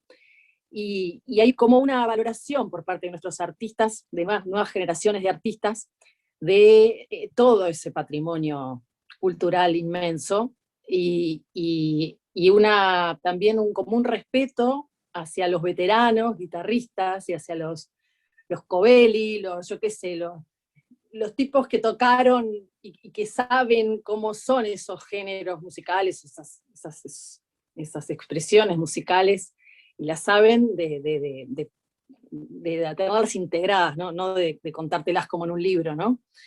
Y bueno, y toda esa gente está aprendiendo, y creo, o confío, que pueda haber una generación con un impulso hacia ahí, hacia como decías tú, hacia volver a pasar por el mismo lugar, pero bueno, muchos años después, y con esta mirada global que convierte también en, cuanto más globales, más abrazamos lo propio, ¿no? También es como que más se abraza uno al terruño, para no perderse en la vorágine globalizadora. Un poco lo que pasó también a comienzos del siglo XX, cuando nos abrazamos también a estos movimientos, surgen también en eso, ¿no? Junto con el folclore, abrazar eso que venía arrasado por la modernidad. Y bueno, agradecerle a Pedro y al grupo por haber generado este espacio, este momento tan lindo que estamos viviendo, y lo dejo por acá. Muchas gracias por las palabras de ella, ¿eh? Muy bien, muy bien. Ari Thaler, ¿tenías alguna inquietud, algo para plantear? ¿Estás por allí? Estoy por acá. Muchas gracias. En primer lugar, digamos, quiero agradecerles tanto a Jorge como a Cedar. A Cedar lo tengo hace muchos años de amigo en el Facebook, compartimos algunos comentarios, él ve mis trabajos, tanto en la danza como en mi actividad como cantante, etc.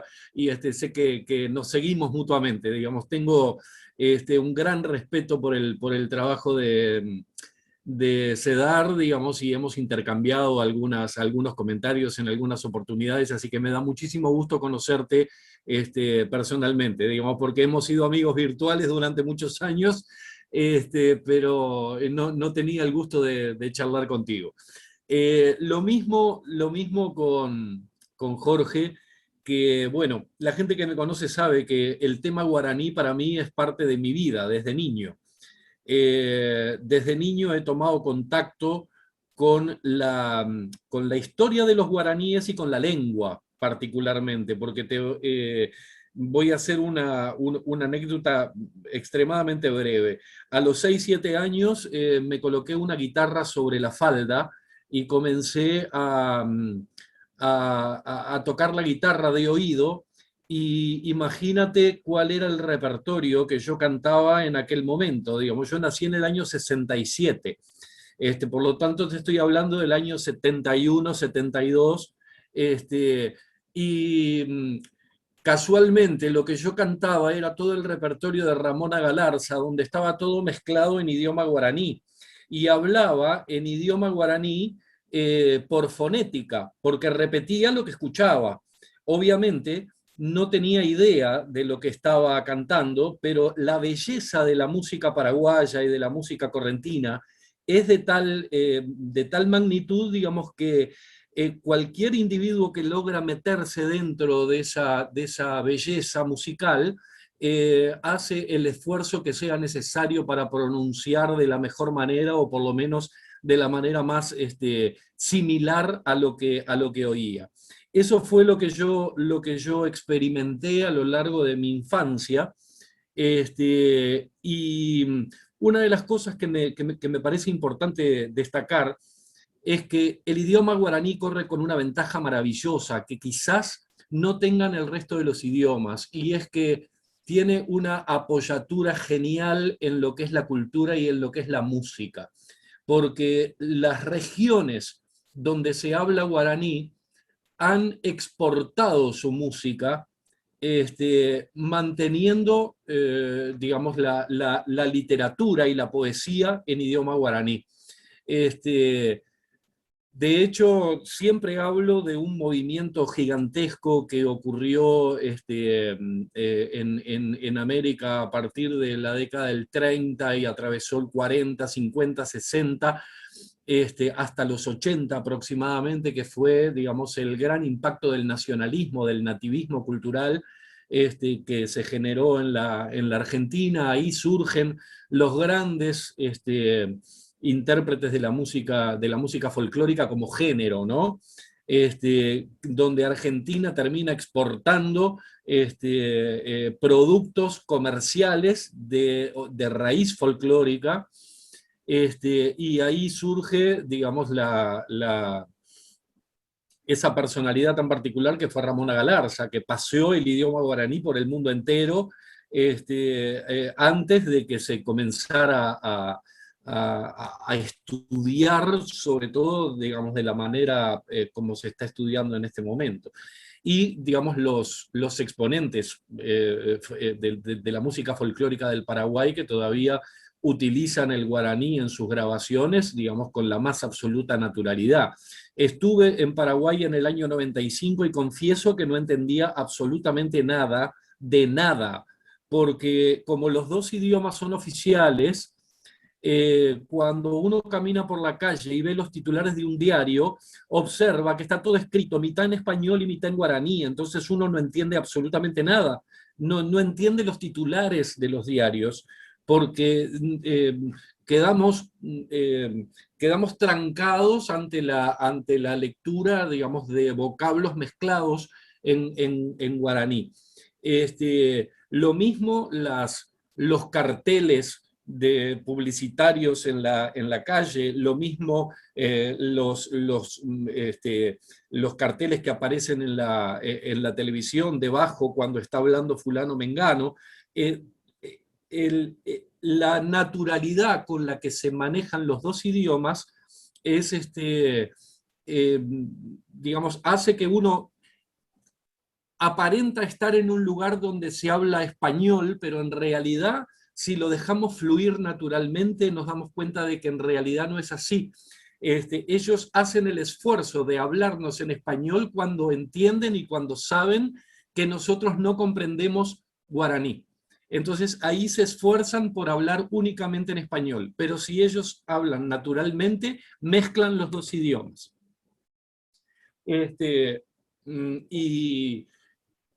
Y en algunos casos incluso algunas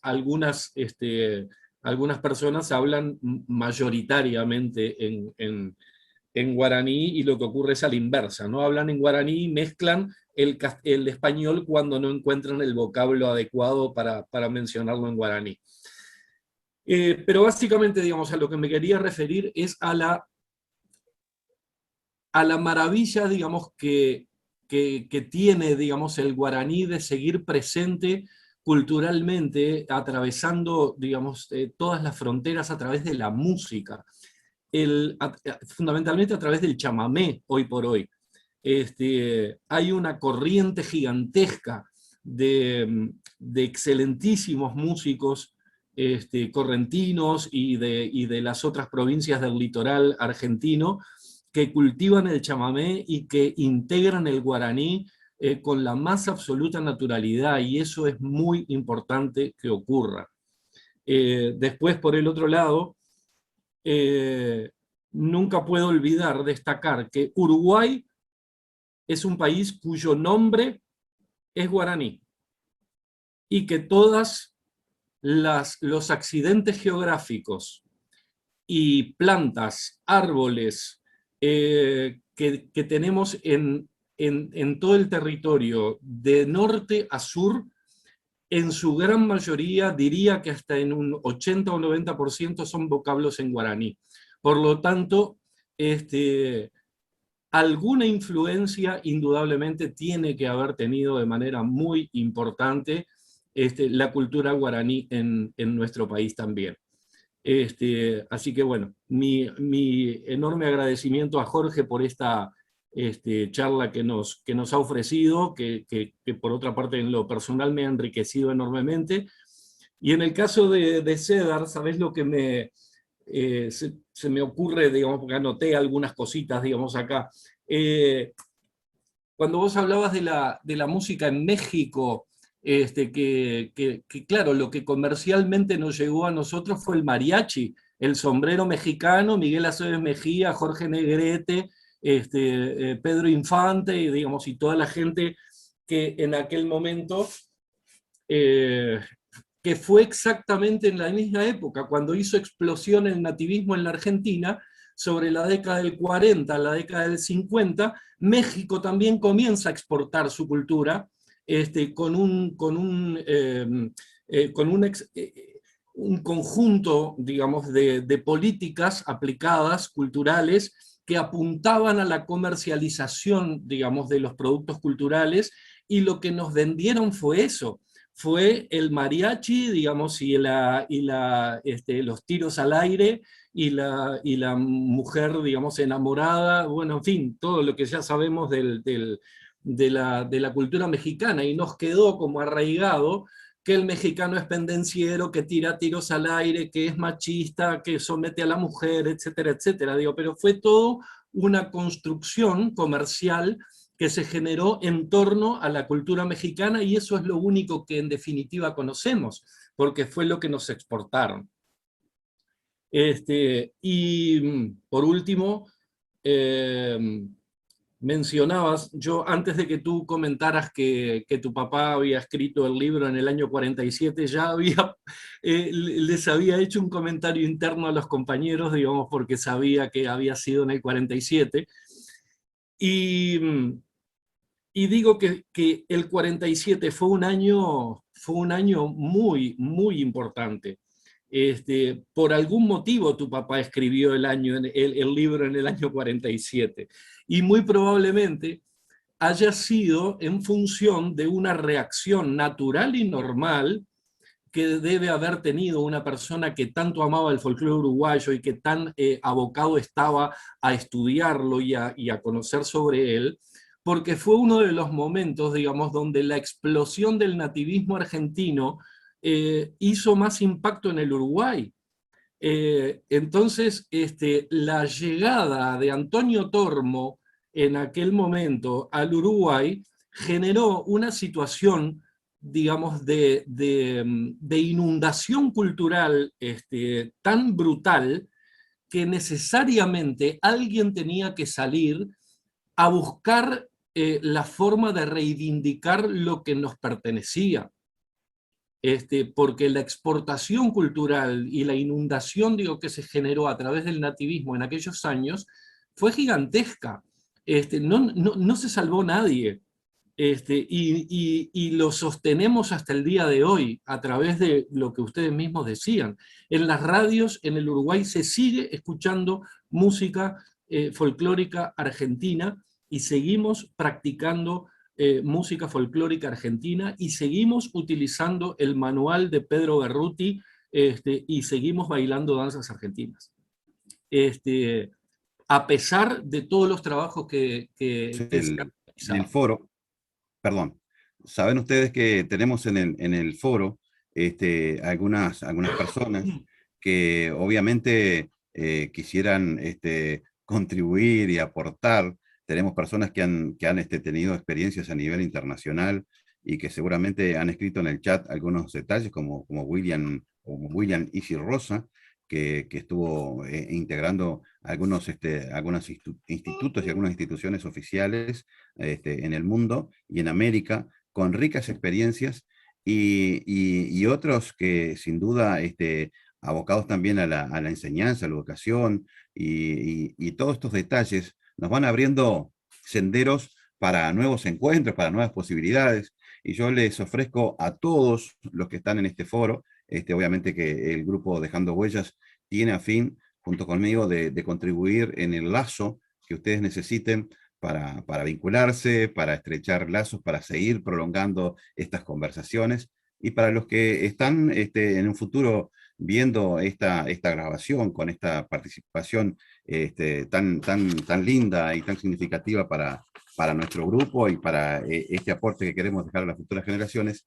los invitamos siempre a lo que nuestros maestros nos han motivado y nos han promovido, que es hacia la investigación, a seguir profundizando con los temas, y en este caso, esta página del grupo Dejando Huellas puso sobre el tapete, digamos, sobre la tapa del libro o sobre el esquema, ¿sí?, de trabajo, estas propuestas que han sido muy significativas, muy ricas, y que todos atesoraremos de aquí en más. Y bueno, veremos más adelante de poder contactarnos nuevamente para explayar y seguir profundizando con esto.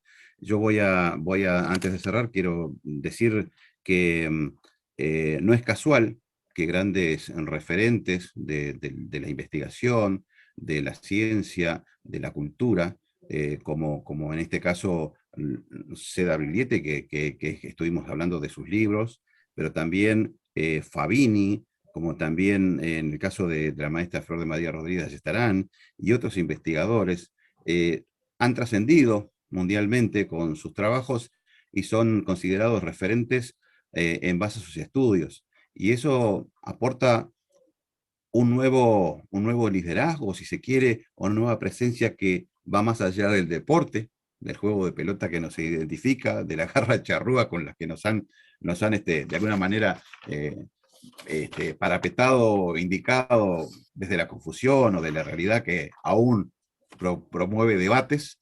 Creo que existen otros valores que nos identifican y que debemos volver, como decía Cedar, y como también lo manifestaba Jorge, que hay cosas identitarias en nuestros pueblos, en nuestras regiones, que vale la pena volver a retomar.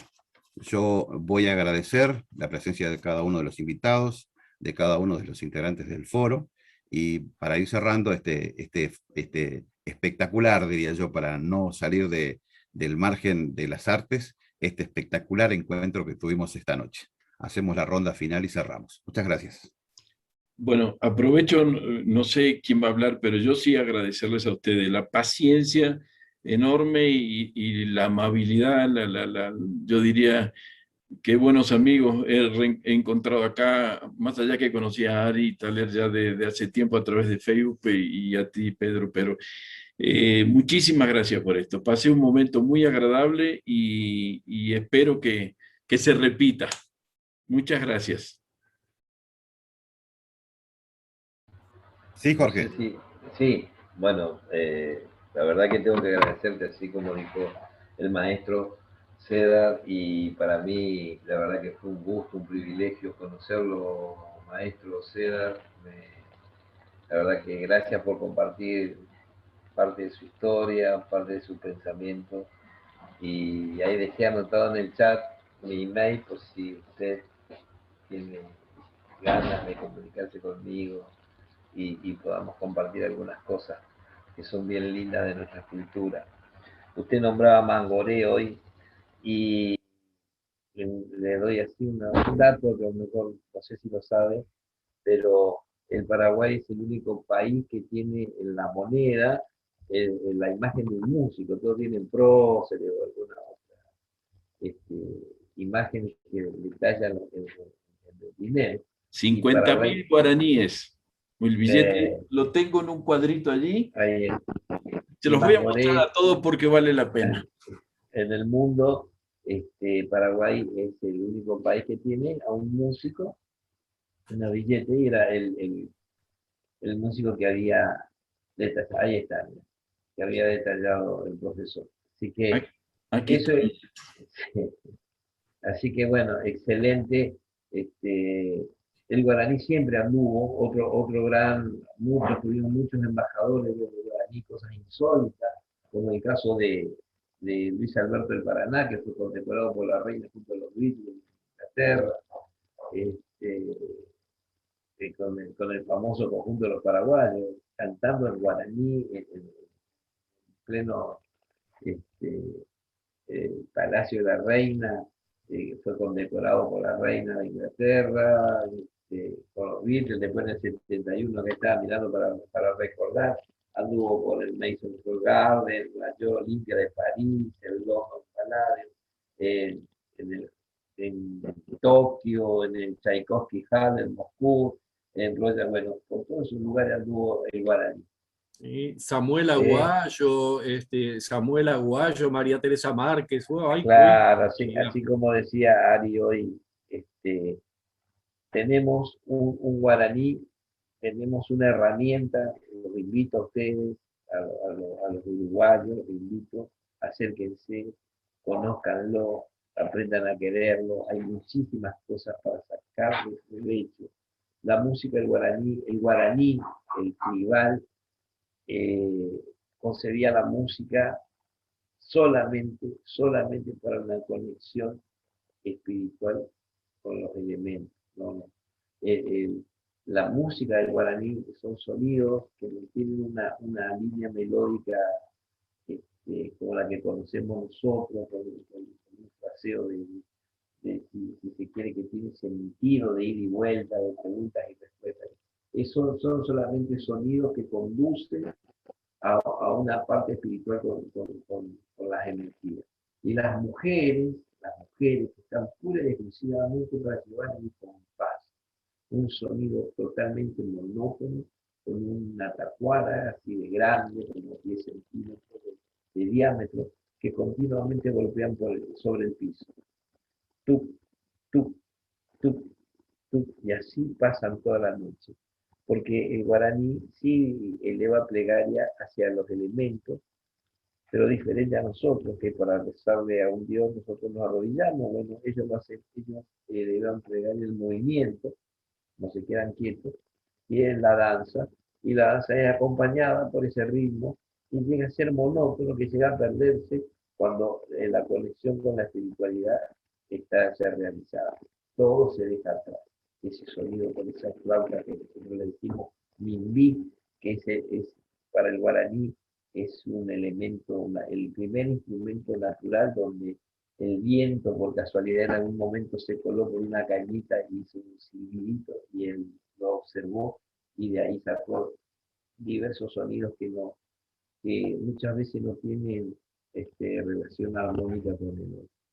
Y eso es lo que quería decir del tema de lo que decía el profesor. Muchas veces se van dejando las cosas y se van perdiendo porque nosotros por ahí no entendemos lo que tenemos y no alcanzamos a comprenderla y queda en el olvido o tomamos otras cosas, ¿verdad? O sea, la música, la danza, el movimiento, el artista, muchas veces tiende a romper las reglas para poder crear, porque si no todo medianamente se volvería medio monótono que todos estuviéramos haciendo lo mismo, ¿no es cierto? Pero en la variación, en la forma, muchas veces aprendemos nosotros el arte de la música y por ahí nos da gana de romper algunas reglas armónicas, algunas reglas que tienen que ver con la armonía, con los acordes y empezamos a hacerlo, a jugar con ese conocimiento que tenemos para poder llegar a la creación. Eso en la parte guaraní, en la parte guaraní justamente, no existe. Nosotros tenemos también, no sé, seguramente al maestro habrá escuchado Zípoli, y se habla de Zípoli con la música de los guaraníes, de los chiquitos en Bolivia, pero no es música guaraní. Dice, la música guaraní es una música europea tocada por guaraní, pero el concepto del sonido para el guaraní era precisamente una secuencia de notas que llevaban a la monotonía a través del movimiento para poder encontrar la conexión con lo supremo. En ese caso eran los elementos, los elementos me refiero al trueno, a todo lo que es la naturaleza. Ese es el concepto musical para el que tenía, que tiene, que tenía, pero hoy mismo se sigue haciendo. Pero así como eso y como todo va evolucionando, nosotros que trabajamos con el guaraní, en ningún momento se nos mete en la cabeza de querer suplantar lo que ya tenemos con el guaraní. En realidad eso sería una locura, sería algo de no terminar. Y nosotros por eso hablamos de bilingüismo, nosotros no desechamos el español, pero sí queremos sumar lo que tenemos, lo que todavía no se le ha dado importancia, que es el guaraní.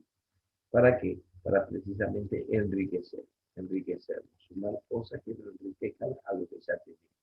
Y precisamente muchas veces eso con el arte tiene que ver, de ir sumando, de ir viendo, investigando. Al fin y al cabo, la creación es investigar, a ver qué color queda mejor, y queda esto, sigue usando el mismo color, sigue usando el mismo matiz, y es todo eso, ¿verdad?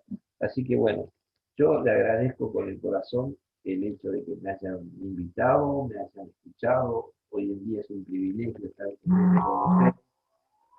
Mucha gente tiene cosas que decir y muchas veces está solo y no tiene quien lo escuche.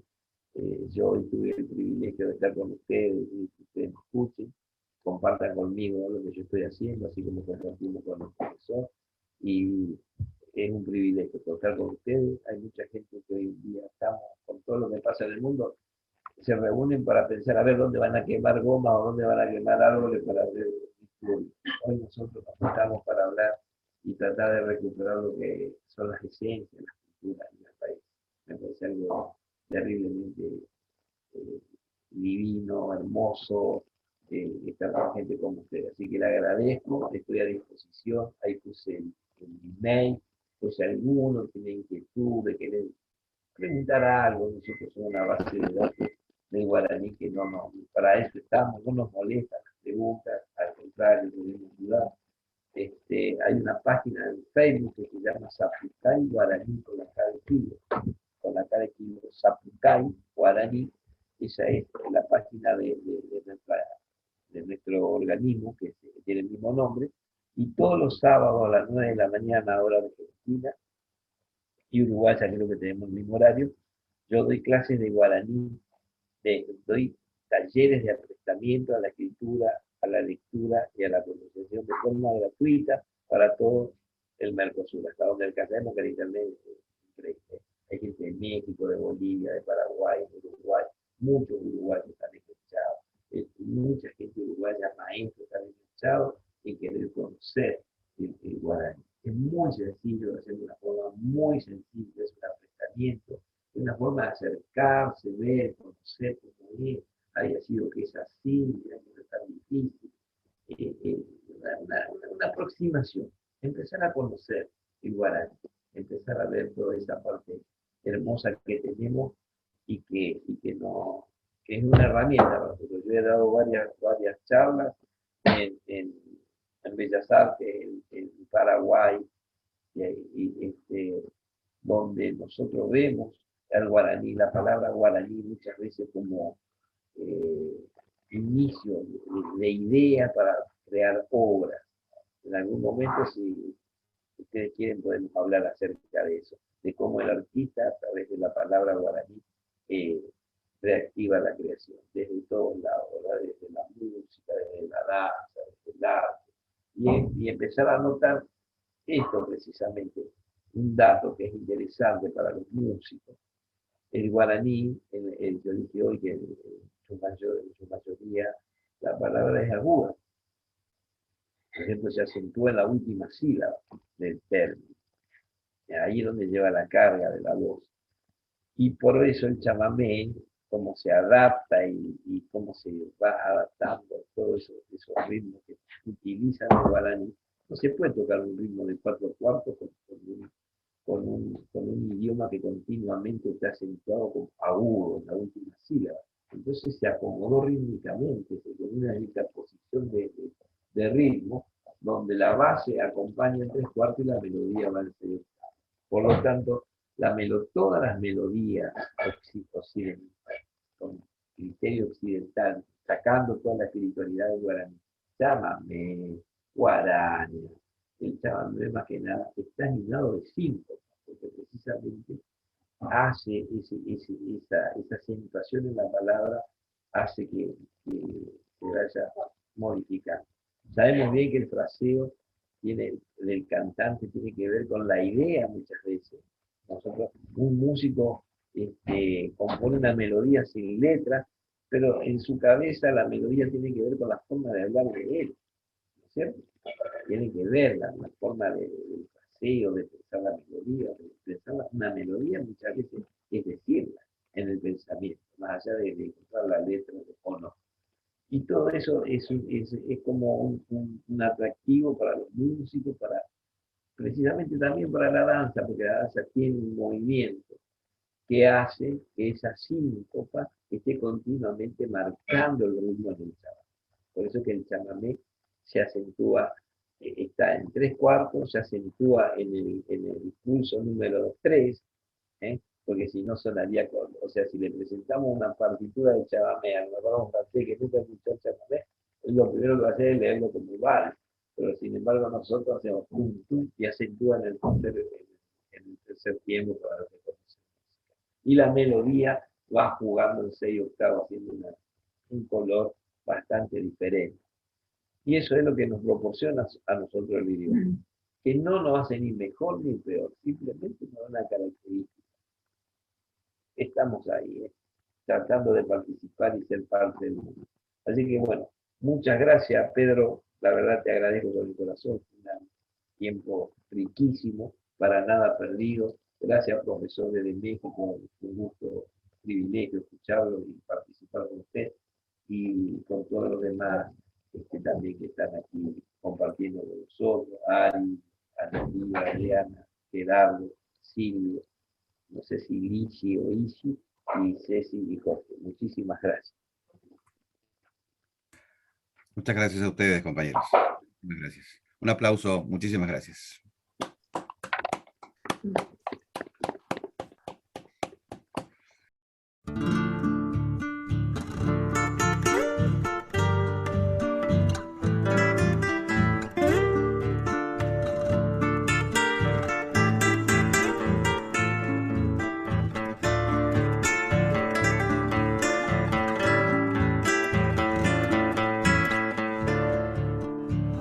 Uruguay, Pirí, Paraguay se pe, que Melchor a Cuenca cuente la historia del jefe Cue, que cuando se